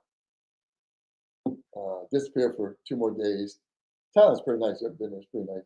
Disappear for 2 days. Now we have a room, another big suite, and we're setting up again. Going to set up again. Joining room. Everything's going to go right. Everything's going to go just to set up. We're sitting in the room, and he gets the call. Remember, his guys had already met me in London, so we're already good to go. Well, all we're doing is just getting this dope, and we're going to see where they take this jewelry to. And that's going to be the wrap. The dope's going to be it. Oh, by the way, we're selling dope in Thailand, they kill you. They execute you. So the guy told us, he said, because I met 2 guys in London, he said, I think it was a total of 5. He said, they want 3. They want to display them and kill them. Now, the FBI is like, whatever your rules are, we'll take 2, you take 3, you hang them. But he made that very clear. Very clear. He had, that was on a part that looked like a movie. He smoked a cigarette with one of the long cigarette holders. We talked. It was kind of weird. But anyway. So in walks the first guy. If I'm lying, I'm flying. He walks in, greets my man, doesn't say shit to me, goes into one of these bathrooms, takes a fucking shower, and then comes out with a big silky robes and sits down. I'm looking at my man, the CI, like, what's going on, bro? He said, oh, he's waiting for the other 2 people. I said, yeah, no, what's going on with this shower? This is my room, supposed to be my room, whatever. So he's like, okay, calm down. So, but he didn't even say a word to me, right? He just walked right by me. So we're sitting there, and I got listening device hidden away in the lamp, whatever. Everything's squared away. I got my little headphone earpiece, like I got like a headphone for the phone or whatever, and it's them talking to me. So sitting there talking, in comes 2 more guys. Right? Now it's 3 in the room. Right? And they surveil them coming up, whatever they get, wine, they're coming down. They get in the room, and I haven't shown the jewelry yet. And they ask in a different dialogue than what this guy understands. Did you see the shit? And the guy with the bathrobe on says, no, I didn't. I wait for y'all. I wait for y'all. I said to my guy, what's that? What's that all about? He's like, I don't speak that. Whatever dialogue that is, I don't speak it. Yeah. Thank goodness we have in the next room, because we had it wired. There's someone that spoke that dialect, and so Juan, they're asking, have you seen the jewelry? That's okay. So talking. He said, well, we're here to look at it. And it goes through the dialogue. We're here to look at it. I said, that's fine. So I'm looking at the two guys, and they're kind of facing me. One guy, I know he has nothing on, because he came out, like I said, big fat guy with the bro. So if he had a gun, it wasn't here. And they carried them big ass curved knives. That's what I was really looking for. So I'm looking like this. All right. I go into my bag and bring out the jewelry. Fool myself too. The man goes in his bag, gets out the eyepiece. He tells the guy in a different dialogue. Yeah, this is quality shit, but we're going to ask for another 50 grand. Because he said, it's not the quality we thought. But he tells the guy it is the quality we thought. But he says, when I talk to the dude, I'm going to say, we need another 50 grand to give you, so I get the kilo of hell. In my ear, they're telling me that, Juan, they're try to rip you, try to make you pay more money, and so now they go back and forth with the CI. He's like looking at him, because we know we had your guy meet us in London. So I'm acting like I don't know what's going on. I said, what's going on? What's going on? He said, they say that the jury only meets this amount of money. We need another $50,000. So I look at everybody. Remember what I always said about being who you are? Hope my wife's not right. Remember what I said about being who you are? I said, what did they just say? He says it again. I said, fuck all y'all. I said, tell them that. Fuck all y'all. Bobby, remember, I don't speak their language. They stand up like they get ready to fight. In my ear, he says, Juan, they thought you said fuck Allah. And they are hot. Who they think you said? Fuck Allah. Oh, shit. And they are hot, Rob. I mean, and I went, what? And now I'm almost get ready to talk to myself in my own ear, because they said, Juan, oh my God. I guess me having my own slang, y'all, Allah, I don't know how it came out Allah, but they and they're like, they're going like that. He's able to convince them that I said, he said, what I think it's out from down south or something like that. Y'all, like you all. Like then he went to like a whole cowboy thing. Like you all, but now it's really wild. And now the dude's looking at everybody like this, and then they because cowboy movie, you all, and then they all kind of go back down, go back and forth, and again I said, I'm not giving up $50,000. This shit is, and it was worth more than the kilo of heroin, by the way. Yeah. That jewelry, it's, like I said, it was all seized jewelry. But so now they want, so they tell me, they'll talk about it, and they'll get back to me, and they leave. The guy gets dressed, he leaves. 2 days later, they meet us again, and they've surveilled them, and they think they're bringing the dope. They said, no, they're bringing the dope. I'm pretty sure it's going down. That's okay. Get back up. We switched hotels to get back up to another room. And we're going to do the regular American deal. Dope and money never in the same place. I mean, you show me something, I show you. So now it's all this stuff they teach, right? So they come in, and they're dope guys not with them. Two guys come in. The fat guy that took the bath, he's not with them. So I said, what's up? What's up? He said, yeah, they want to see it again. I said, where's the dope? He said, he didn't bring it. I said, no, that ain't gonna work. I said, I already showed you mine. That ain't gonna work. It's not gonna work. So we didn't know if it was gonna be a ripoff or not. Now it's all the dialogue back and forth. And they started to call it off. And I said, fine. Because it's not here. I don't have the jewelry here. And I didn't have it. We had down in the safe, and he was gonna go down and get it. So finally, after long, drawn out arguing and them going through over 20 different dialogues, they finally agreed to bring it up. And I had, test kits that you had back in the day. So they bring it up. I take a sample out, put it in my vial, shake it up. And that shit was so, it turned out serious color. I was like, ooh, okay, it's real pure. Okay. Tell my man to go downstairs. He comes over with the jewelry. Boom, boom, boom, boom, boom. We off and run. They leave. They surveil them. We take the dope. And what happened was they were able to follow these guys to these. They only knew of 2 storefront jewelry stores, and they actually were able to find a third one that did their bidding with the Taliban, and we got obviously, and it was pure. It was China white pure. Wow. I'd say like 98, like some ungodly. I remember that I didn't know then. I'm saying once they got it back to the United States, I found that that's how pure it was. Wherever they got it from, it was pure as hell. I mean, Yeah. to the point that it worked out well, and it was the only thing I say in that case. I know I'm jumping around. It's like anything else. So I get back, Rob, and the point of this story was very successful mission.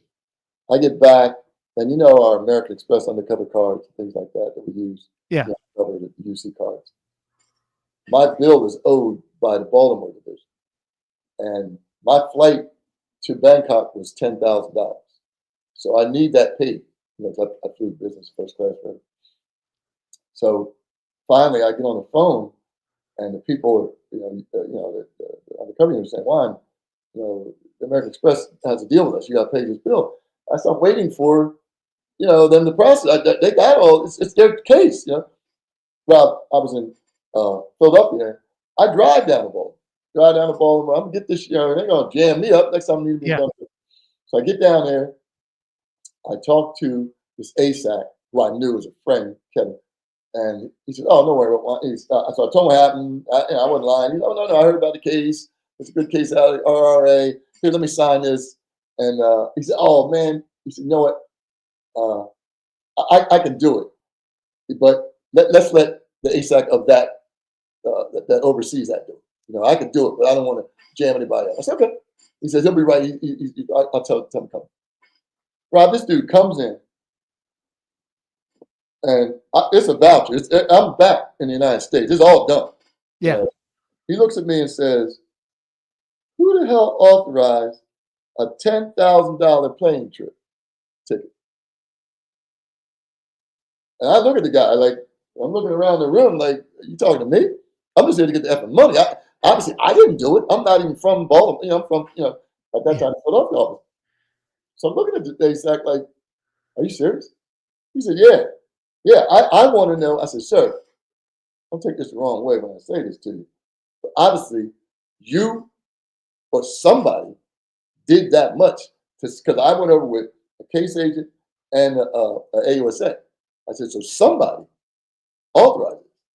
So all I need for it now, so it doesn't become delinquent, is me." Now, whether you want to get with the case agent and the supervisor, that's what you in Baltimore do. I need this shit paid today before, because no one, you both know, those late charges don't make you pay. Like you just you got to pay that shit on. I said, so I'm not trying to be funny. I said, but I didn't drive all the way down here for you to just try to figure something out. I drove down here for you to sign off on this so I can get my damn money so I can pay this damn bill. That's what I did. That's what I did. He looks at me and he's hot and he snatched the voucher. Well, somebody's head. And he said, "You signed it. It's going to roll behind this." I said, "Do you know anything about this case? What happened?"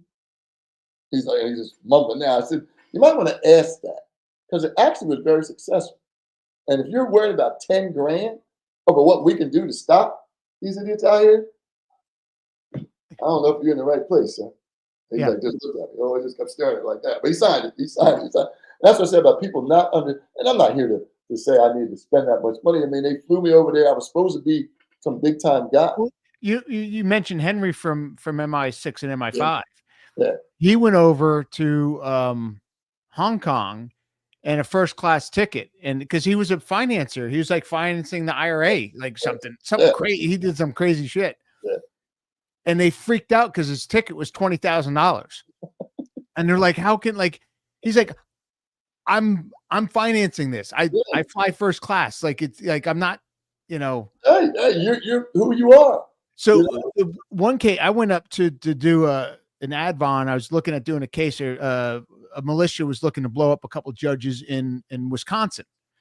So my role was going to be, you know, a Marine got kicked out, had some explosive experience. So I go up, I meet the case agent. We're driving around. He's kind of showing me the town. And he literally goes, I guess you're going to want some like, you know, Porsche or something like that. And I said, what? He goes, you're going to want some Porsche car driver. I said, no. I said, you got an F-250 pickup truck with the heat doesn't work? And he goes, what? I said, look, I'm going to be a Marine who got kicked out of the Marine Corps as like a sergeant. And I'm coming up to do this. Like, I drive a pickup truck. He goes, well, why don't you want the heat work? And I said, because I got we're these big, stupid recorders. Remember the old Niagaras, you know? I said, it's really hard to hide. Like, but if I always have a heavy jacket on, it's easy. So if the heat doesn't work, it's Wisconsin. I always got a jacket on. It was, I guess I just thought you'd want a Porsche. I'm like, oh, in Miami, I'll take a Porsche. But like, it doesn't make sense here. But again, it's what everyone thinks that you just want to do. Yeah, if it doesn't, like the role that they're asking you to do has to fit all aspects of it. I mean, you're already going to be questioned about who you really are, how you really know whoever. You know, that's enough headaches for us to overcome just that alone. You know, but you're right. If there's certain things that, whether you're a high-level drug dealer or whatever you're going to be, you know, that's going to have to fit that world. And they're going to look out of place if you're some big-time guy and you pull up in a Hyundai or something. Yeah. You know, and you're like, well. So I remember the case you came down, it was actually someone else's undercover. It was against the cops down here. Yeah. And they weren't throwing you anything. Like, they had some cheap rental car. You didn't have any cash, and you were trying to just prod the case along. So you were coming down as the guy's buddy. Yeah. He's a big time doper from like Philly. Yep. And they expected you to, like, you know, and you had a weekend. It was like Super Bowl weekend, I think, you know, to make a big thing. So this is where we kind of like, I had the case where I had a ton of cash at my hand. So I think I took out like 15 grand. I'm like, I gave you my rental car or my one car. And then I took you to all the strip clubs because I had like ins at all the clubs. They all knew me because they knew me as a mob guy. And then that's when I got, you know, introduced, my friend, you know, Juan's down from, you know, Philly, blah, blah, blah. And that's when I saw more strippers give you their number than I've seen ever. Like, I'm like, Jesus, like I've never seen a guy walk in and get numbers from I remember that because the role I was supposed to play was I was this guy's lifelong friend. He had went, obviously, the straight rap, whatever he was, probably a police officer, whatever he was supposed to be. And I was just his friend, but it went the dark side. But I was supposed to, that's the part that they didn't understand. If I'm coming down as the big baller, I have to be that guy. I can't be some guy who's got $5 in my pocket, you know, and trying to stick $1 in the top of the girl's, you know, Brazil or whatever. I mean, I got to be able to just throw the cash around and do what I do. And the funny part about that case, Rob, was the people, because a lot of those guys frequented I think it's called Pure Platinum or something. The people that frequented one of those 2 or 3 clubs we went to, they heard that whole story of there's a guy down here from New York, wherever he's from. He's supposed to be his buddy, and man, he's just throwing around a ton of cash, you know, promising these women all the time. Willie had told somebody he got down there, and he had told, you know, Willie used to always do that damn porno. You know, he's a producer with the porn movies. Yeah. So he's telling these strippers that I was one of the porn stars around the side. He just killed me. Well, what, you know, he actually went undercover against a porn world, and the case never went down, so he never got outed. So he used to have porn stars. Like, I remember, what was it? something Storm was her name. I remember watching her in high school. She's calling him on the phone. Like we'd be in the car and she'd call, and so the case never went down. And he actually would tell the strippers that he could, depending on the class of stripper, he could get them in Playboy, Penthouse, or Hustler. And he actually knew the talent scouts from all them. He could literally give them the number. And, and I sat there one time though, like, he would sit there alone because he had his whole story, and I'd sit at the end of the bar and I didn't drink. I'd club soda and lime water, and I just watch out for Willie. And he would have his money there. And sure enough, this one girl comes up, she's talking to him. He's got his cash out, and I always told him that, but that's the way he is. And she's clipping bills off him when he's not looking. So I get the bartender. I said, get the manager out, and the manager knew who I was. That I was connected to Boca Bob. And I said, she's taking money from my guy. He's like, what? And I said, you got the cameras up. I said, she's not doing it right now, but watch her. And sure enough, she's out there and she clips some off. He comes out.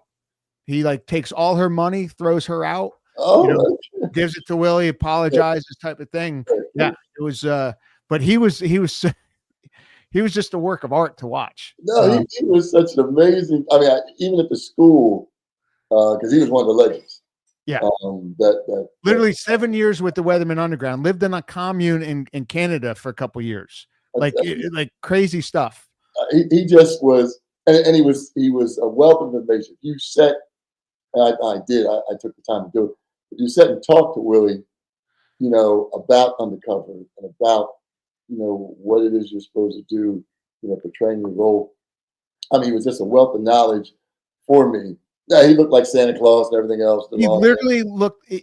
When I first went to meet him, we were in a hotel room, and I'm looking around for this legend, and there's this old guy. Literally looks like Kris Kringle, beard, totally out of shape. His fingers were so arthritic they pointed other ways, and they're like, "Have you met Willie?" I'm like, "That's Willie." That's it. Mob guys came to me one time, and they're like, "Hey, Robbie, look, you're in good shape. You work out, like."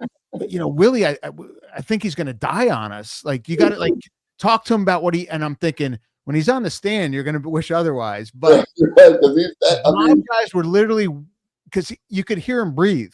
Right. And they're like worried about his health. And I'm thinking, oh my God, this is going to be so funny. When he was never going to be that one that they thought. No. That's like, what's his name? Garcia, like when he was, with 400 pounds. The other guy that again was just so huge, obviously, he was ducking the bureau with the physicals and stuff, but he was another guy that you wouldn't in a million years. No. In a million years would you think he was an undercover agent. And he was very good. At what he did. And so another guy I just took my hat off to for the success that he did. Now, each guy had, if you looked at what agents thought, the ones that did what we did or had the cases that they worked on, thought those guys were the greatest things in sliced bread. The other ones that didn't have the use of a UC case or group one or whatever, thought they were shit bumps. Because they were out of shape, big. Yeah. Oh, yeah. Put in the fit test, whatever else they did, So yeah, I remember sitting because I was in New York when John was there, and I remember them just talking about the guy one day, and I said, "Are you serious?" Now don't get me wrong. The reason I remember when Joe said to me, as I got to know him, not when I went to the school. I make that clear. He did say that right in the end when I was getting ready to get out of the UC school, and then he came back again, and he talked about how you need to be in a long-term operation. He said, find something that you like doing that takes your mindset off what the case is and what's going on, with everything. He said, I like movies. He said, I'll just go find a movie, go sit there and watch a movie. It would kind of, get me in another mindset where everything's going on and how I'm doing this, whatever. And so mine was the gym. And I would, wherever I was at, back then the Gold's gyms, all these other different gyms were out there in the different cities. And I would just find a gym. It had nothing to do with anything. I'd pay whatever money you had to pay to get in there for a week or whatever you had to pay. and actually the Bureau allowed that.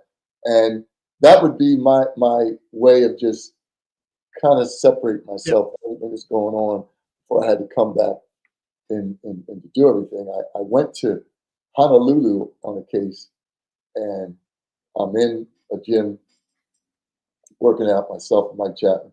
And we're in there working out, and this guy comes in, he's looking at me and Mike. And I'm doing pretty good with the weights, whatever back then. I could get up to like 375 at reps, things like that. And I ended up, at 405, but that probably why my shoulder, I can't scratch my head. And I was pretty good doing it. And this guy comes in and just says to us, me and Mike, he said, "Who are you guys?" What? And we're not even anywhere in the case. We're just lifting weights. We're supposed to meet these guys from LA, and they're coming over, and we're going to buy this drug called ice. Anyway, he's talking to us. He's not leaving us alone. He's just like a jock sniffing type guy. So finally, he said, "You guys play in the NFL?" I said, "No. Back then, the worst team in the NFL back then was the Cleveland Browns." So I told him I used to play for them.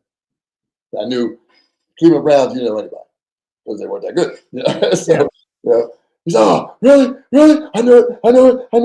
So anyway, we snowballed the guy. I told him I'm a strong safety back in the day. What's the hardest, the strongest passer you ever went up against? I said, Dan Marino.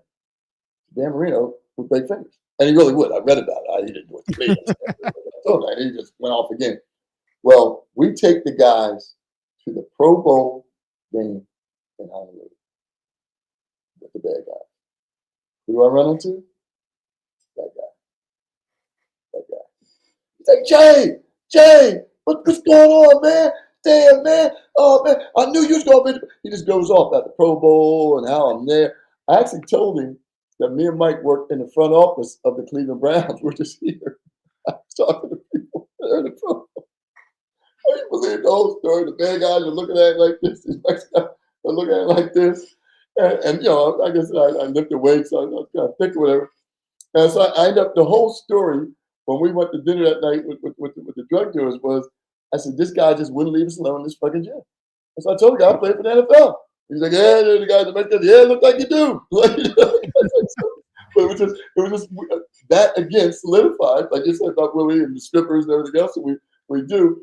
It's amazing how sometimes you can do something like that, and someone else builds up your legend that you don't even have to. You know what I mean? It have nothing to do with you. Like you're just saying, you went over there and told the guy. They knew you were with the mob. They knew what you're going to say. That your girl's ripping off my man. Like, oh, okay, let me go over there and check it out. And again, who are you? Well, who are you? I'm with the guy. And in those situations, I guess you can't really.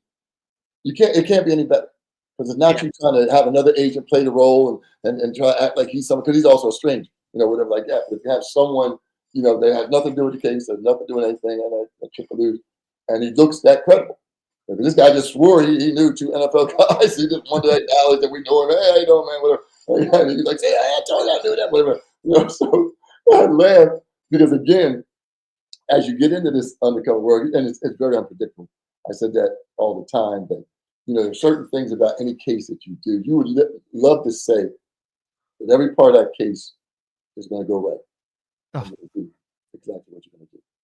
In the Jamaican case, I had not gotten a chance. I found the shooters, but we moved on to bigger and better things. We took down 46 of them, but it's wintertime. I'm getting ready. They need to re-up. They were going to do a group 2. We were so deep into the case, they re-upped. They turned into a group 1, year-long investigation. I'm going home, Rob. Going home all the way to New Jersey. Right? I'm in the New York office, but I live in the South. A snowstorm is coming in Quebec. The case agent, Billy, drove. I had Jaguar, and obviously not good in the snow. So he says, "Hey, man, why don't we park this in the offsite? You take my Bureau Pathfinder home in case you get caught in the snowstorm because it was coming before I get out. It was really coming." I said, "Okay." So he said, "If you could just do one more call to the bed to Dre and see if he can't sell you that gun.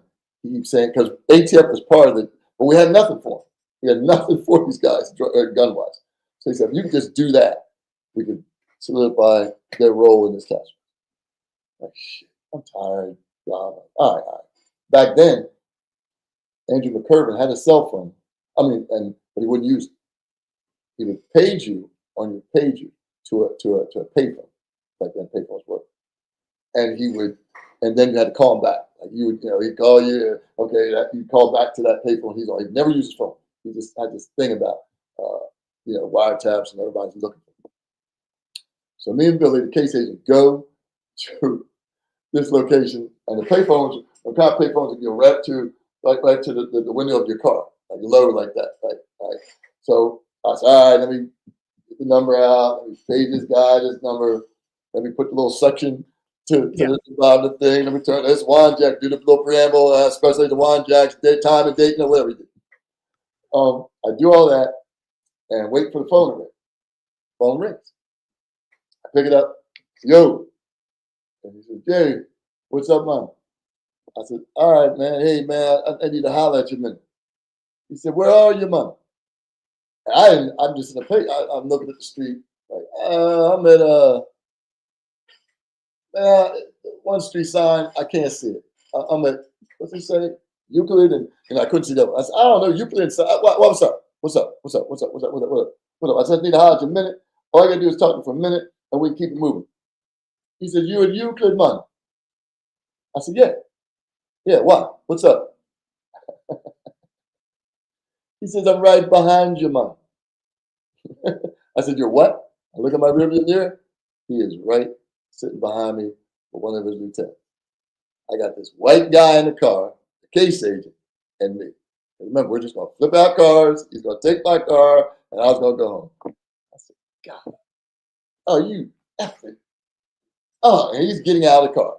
Him and his guy, they're getting out, and they're coming up to the car. Other guy, they call it Hamburg,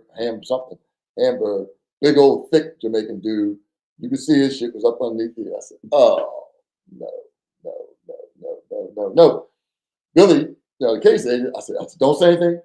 Just relax. Billy, he had his weapon on, and he sits it under his lip. I said, all right, just relax, though. Don't grow on no shit now. Hold up, because we're at a disadvantage. They're up above, like I said, ain't TV, ain't all that blazing shit. Just give me a minute, right? I take mine, I jam it down in here like this, and they come up. Like I said, Jaguar's a little low. They come up. I didn't have time to take, I wish I had the cord, the suction out of my ear because I couldn't. So trying to get it out of my ear without him really paying it so. And now I'm trying to take the cassette, the recorder, I'm trying to stick that down here. I'm trying to do everything with him coming up, So remember those Walkmans, wherever they had that used to play music? I'm acting like I'm listening to something like this, and I'm doing like this. I pull it out. I said, what's up, man? And he just goes off, man. He goes off. Billy, he's so nervous. He's taking his sunglasses, and he just puts them on his face like this, and he just stares in the passenger seat. Just stare straight like this. The other guy staring like that. And I keep saying to him over and over again, relax. Like don't, because it is not going to go good. If they go, it's not going to go good. It's just not. Just relax. I kept saying to him, relax. I said, hey, what's up, man? And he goes off into his tent. What you doing with these devils, man? I told you I don't trust them. He's just going off. I said, what? I'm trying to talk him down. He said, no, man, no, this is not good yet. Luckily, I never asked him anything on that phone conversation about the gun. I didn't get a chance. I said, no. I wanted to holler at you about something else. I was going to make it. He said, no, Jay, no, man. I don't talk in front of devils, man. I don't talk in front of white people. He's going off again. I said, okay, it's not a big deal. He said, drop him off. Drop the devil off and meet me at the restaurant. It's the Jamaican restaurant. Meet me at the restaurant, man. I said, I'll meet you at the restaurant. It's not a big deal. I'm going to drop him off. He goes back to the car. The other dude's still standing there looking at the case of guy's hand now, all the way to his waist like this. They walk back, get in the car, they pull up. Billy's like just shaking his head. He said, "You can't go to the restaurant." I said, "Why not?" He said, "No, man." I said, "I got it. Yeah. Don't worry about it. I got it. I got it." He said, "No, no, we got to call surveillance. We got to call everybody. We got to get everybody." I said, "We ain't got time for all that, Billy. We got time." Who was at the offsite? We had 2 troopers, maybe 4 people. 2 troopers, maybe an FBI guy. I don't remember right now. And the IRS guy who was really cooking. And they said, "Get to the restaurant. Get to the restaurant." Juan's on the way. I dropped Billy off. I drive to the Jamaican restaurant. And everybody out front, it's cold outside, but they're all out front. I'm like, "Oh, shit, it's cold as shit out here." Well, not cold, but it's kind of cold. It's winter time. It's the sun. Yeah. All right, how you do get outside? So I get out the car, walk in, and he's in the back. You know, they ran the restaurant. He's in the back. And I come sit down, you know, and he's getting ready to give me the riot act about, you know, how I was going to expose him to the white guy. And this is the funniest story. I said to him, I said, "Do you ever remember," and this is how we finally got him on the wiretap, "do you ever remember me asking you, did you need a phone?" And he's looking at me all cross-eyed, angry. I said, "Do you remember? Do you yes, no, maybe so. Give me a fucking, you know, do you?" And he goes, "Okay." I said, "That's my phone guy. I told you, I can get you a phone with no bill. You can use that son of a bitch all day long. Ain't got paid." Remember back then they paid all these plans. Yeah. Yeah. I said, "You just use the son of a bitch like I do. I turn him on to what I got going on. He turns me on the phones. That's how this works." I was doing a deal with him, called you up to holler to tell you I'm getting run out of town in a minute, and thought, "Damn, I got my man here. Let me see if you want a couple phones for your guys." If I'm lying, flying, he's looking at me, like really with the cross-eyed look for a minute. And then you could just see the wrinkles go to the top. Is that you could see him starting to calm down a little bit. All he said to me was, "Don't trust them, Jay. Just don't trust them like that. Just don't trust them." I said, "Hey, I got this. I got this. I got this." And I said, "So I tell you what I'm gonna do. I tell you what I'm gonna do. I'm gonna get the phone. He's not gonna know anything about me getting it for you. And I'm gonna tell him it's for one of my guys, and I'm gonna give you a phone. How's that?" I looked at him again. He said, "Can you get 2 of them, man?" I said, "Yeah, matter of fact, let me see if I get 3. Let me see if I get 3." And that's how it went down. But as far as making mistakes, I guess that's what I was trying to get at here in doing things, and nothing's a perfect world. That was my mistake. I was going home. I wasn't Yeah. focused anymore. I'm just Yep. trying. I'm living in South Jersey. I'm a million miles away from Connecticut. I'm trying to get home. It's winter time. It's getting ready to snow out. And he's convinced me. "Juan, can we just make one call and see if he'll sell you that gun?" He kept saying he's going to sell you or whatever because we want to tie in You tried to force something. Huh? You're trying to force something. The Yeah, gun. yeah. And Yeah. again, you're right, and it was wrong. You know, Yeah. you should always be thinking it through. First of all, never, ever, ever did I ever sit with a case agent, and expose and like that. Yeah. And you know, you've been in clandestine and hidden areas, but because in my mind and his too, it was a simple transaction. There was no meat. It was a Yeah. phone call. He just call, you record it. He says yes. He'll look into the gun thing, and when we get back, when we re-up on the second part of the case, and we'll do the deal. And look what happened. It almost was a disaster. Like Yeah. you thought that, like you start. That's why I never liked when people took any part of an undercover lightly. Yeah, Like whatever it was, right. and you would, and we had a guy who ended up running stagehand later, and he would use his creds to get in on stuff, and I'm like, dude, like, Yeah, so one time, we had a hookup with National, I think it was National, one of the rental car places, and I went in there and, all my undercover stuff, and it turns out that the mob guy had a hook at the same rental car place. So because at first they're like, "Oh, we'll just get you the car," like, cause they got a cheaper price right, because, I'm like, no, I have to like Rob Russo has to right, rent it. right. You know, I want this on the, and sure enough, they had a hook that, like, if I had a rental car, they could have just called in, hey, who's renting this? And when it came up, OCDF task or whatever task force, you're screwed. So when everyone said, oh, it was just, a light, no, it's not, because, there was an agent killed because he claimed to come in on a train that wasn't. I was in Philadelphia, and Yeah. I only say that to say, I'm trying to make sure because we're on the air here. I was in Philadelphia at the time that happened.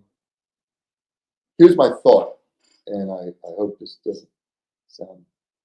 When you went through the school, the one thing we always tried to hone in on was the good and the bad of what could happen, and always try to do as much as you can to prove who you are. But the biggest thing you need to do, because I arrived on this scene, very horrific scene, is I listened to the tape, is understand the bad guy and what he thinks of you. And if the bad guy keeps asking Rob D'Amico, are you really Rob Russo? First couple of times you're going to say yes. After a while, you're going to realize he's not buying it. Just the way it is. Just the way it is. You're going to realize, and that's the part I think when you're being taught something, like we were taught, that not everybody's going to buy your act. That's just the way it has to be sometimes. I mean, don't get me wrong, I've never had anybody challenge it, but we were taught in those schools that somehow, somewhere, somebody might not buy it. Okay? In that particular situation, the guy already was hesitant. So what did he do when he said, and what would it cost, Rob? When he said, I'm getting on a train, I'm going south to wherever, Maryland, whoever, I don't know what he did. Why don't I get on the train? I mean, because again, I don't mean that in a rude way, and I thought about this over and over again when it happened. I even asked the Bureau, could I use a tape? And they told me no, way back when I first started teaching. And I said, because I didn't look at it, God rest his soul, I hated having to. But just what if you took one more step to prove who you were? And you did get on that train, and you did go 5 stops down, or wherever you said you were going. Yeah. How much would it cost? You said, I'm coming up from Richmond. Take the train to Richmond.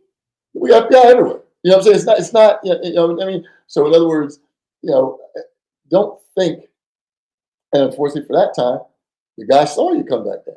He said, go up, come back down. Now he's questioning, which means he already had a question in his head if he's watching. He's already, something ain't right. Something ain't right. And I'm not saying that still wouldn't happen, but when he questioned the agent on the tape, obviously they just didn't know he followed him, so he said, yeah, I did. And I left. Now, we both know you didn't. Yeah. That was a challenge. I always say the other thing too about many yellow flags equals a red flag. And these guys are street smart. They know what makes sense. And recognize this guy also was a user. So a lot of itchiness and all that, twitching, all that bullshit, you recognize just what that can be. Remember, you hadn't done anything yet. Nobody's getting locked up. Yeah. Just say, get out. Yeah. You don't believe it? Get out.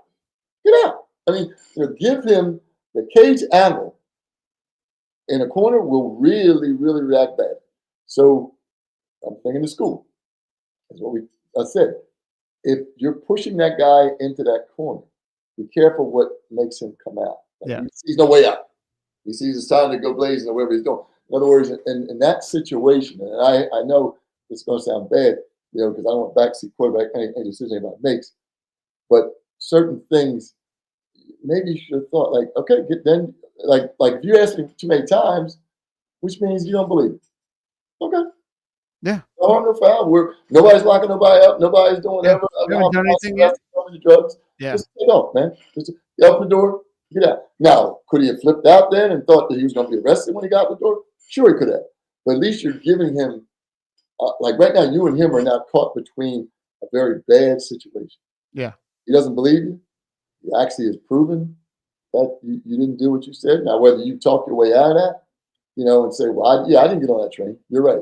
and then go into that type of dialogue. Yeah, Joe Bastone said, "Look, if you get caught lying, have a reason, because these guys lie too. Yes, So just yeah, have and a address reason to that. lie." Yeah, just once you realize that whatever you said, especially when he says he saw you, listen, start listening, and realizing then of what next you can and cannot do. Maybe it's still going to go wrong. I don't really know, but like I said, I know we were taught in the school. The best thing you got to do is listen. Yeah, Listen. And every time this guy challenged you, listen.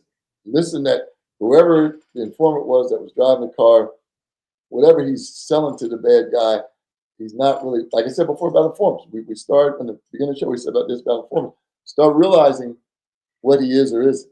And maybe he isn't everything. And that's why this guy is not, yeah, along with being using the drug, whatever like that. So he's not really all there and he's not really feeling it.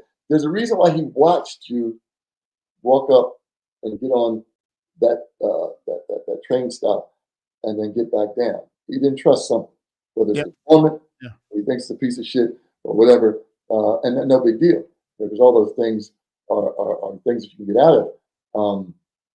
But at the same time, recognize, those things that the hair on the back of your neck starting to stand up. Know that this is not a good time. This is not. This ain't it. This ain't it. This is something else now. I'm being challenged. For who I keep saying I am, or what I said I did, and unfortunately, he's not buying it. Sometimes that case agent part of you comes out that I got to make a case. yeah, yeah, But we're not that. We're UCs.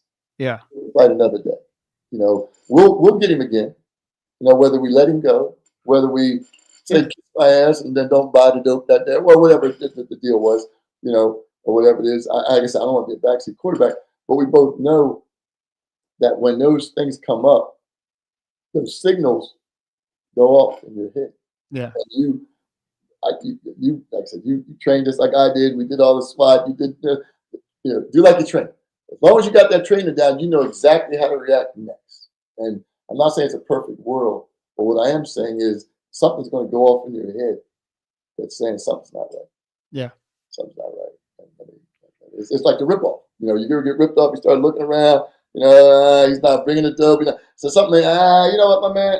No, I'm not meeting it. So again, and maybe we're just lucky that those things went off in our heads. But, I say that because I truly believe at that time, I don't know what goes on in the undercover school now, but I thought it gave you a basis on how to do things. I'm not saying that there's no undercover 101. yeah, So you had to take some of what you got and some of what they taught you and put the two together. But I think those people that went through that school were at an advantage, at least in my opinion, of how to deal with the bad guy. yeah, absolutely. And if you don't have that basis, just think about us going through the academy. Think about us doing, SWAT training. Think about different things, you, HOT. Just think about all the things that trained you for whatever mission you went on. Some of that's going to revert right back to whatever it is. Whatever the situation is going to be, it's going to be something that you did over and over again, or thought over and over again, Yeah, or was instilled in your head over and over again. And that hopefully is going to get you through, those times, because like I said before, when we talked before, nothing's a perfect world. no, And to no, do this stuff, you better realize that quick. yeah, This isn't the script, that you get in the movies. I know I keep going back to that where you can redo it and then stop the camera, let's go back, say this again, Rob. What do you mean to say? Like that, we don't get those opportunities. Ours is right there, right then. So if we're not in that moment, it is sink or swim. Maybe sink or swim just means get out the car, get out the hotel room, or just walk away. But it also could mean life or death. yeah, That's the part that I think people like us sometimes, even us, take for granted because we do it with ease. It's not that big of a deal. But we all realize that, there is a danger, a part that yeah, you have to always recognize. Then everybody's not going to buy your act.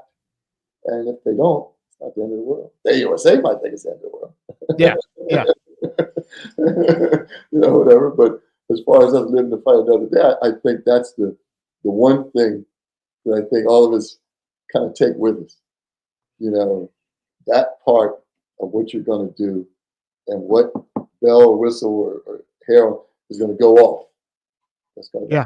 Yeah. The gun's not going to get you out of anything. Your mouth will. no, Like, no. And we were taught that then, no yep. matter who it was that we were Biggest thing I got on undercover school, like, yes, your first instinct is talking. But yeah, that's so, what hey, I think it's been 2 hours now, so we're going to yes, wrap this one up. But I think we're going to have to come back because we didn't even get to your cool case down in New Orleans. yes, and I have no problem coming back.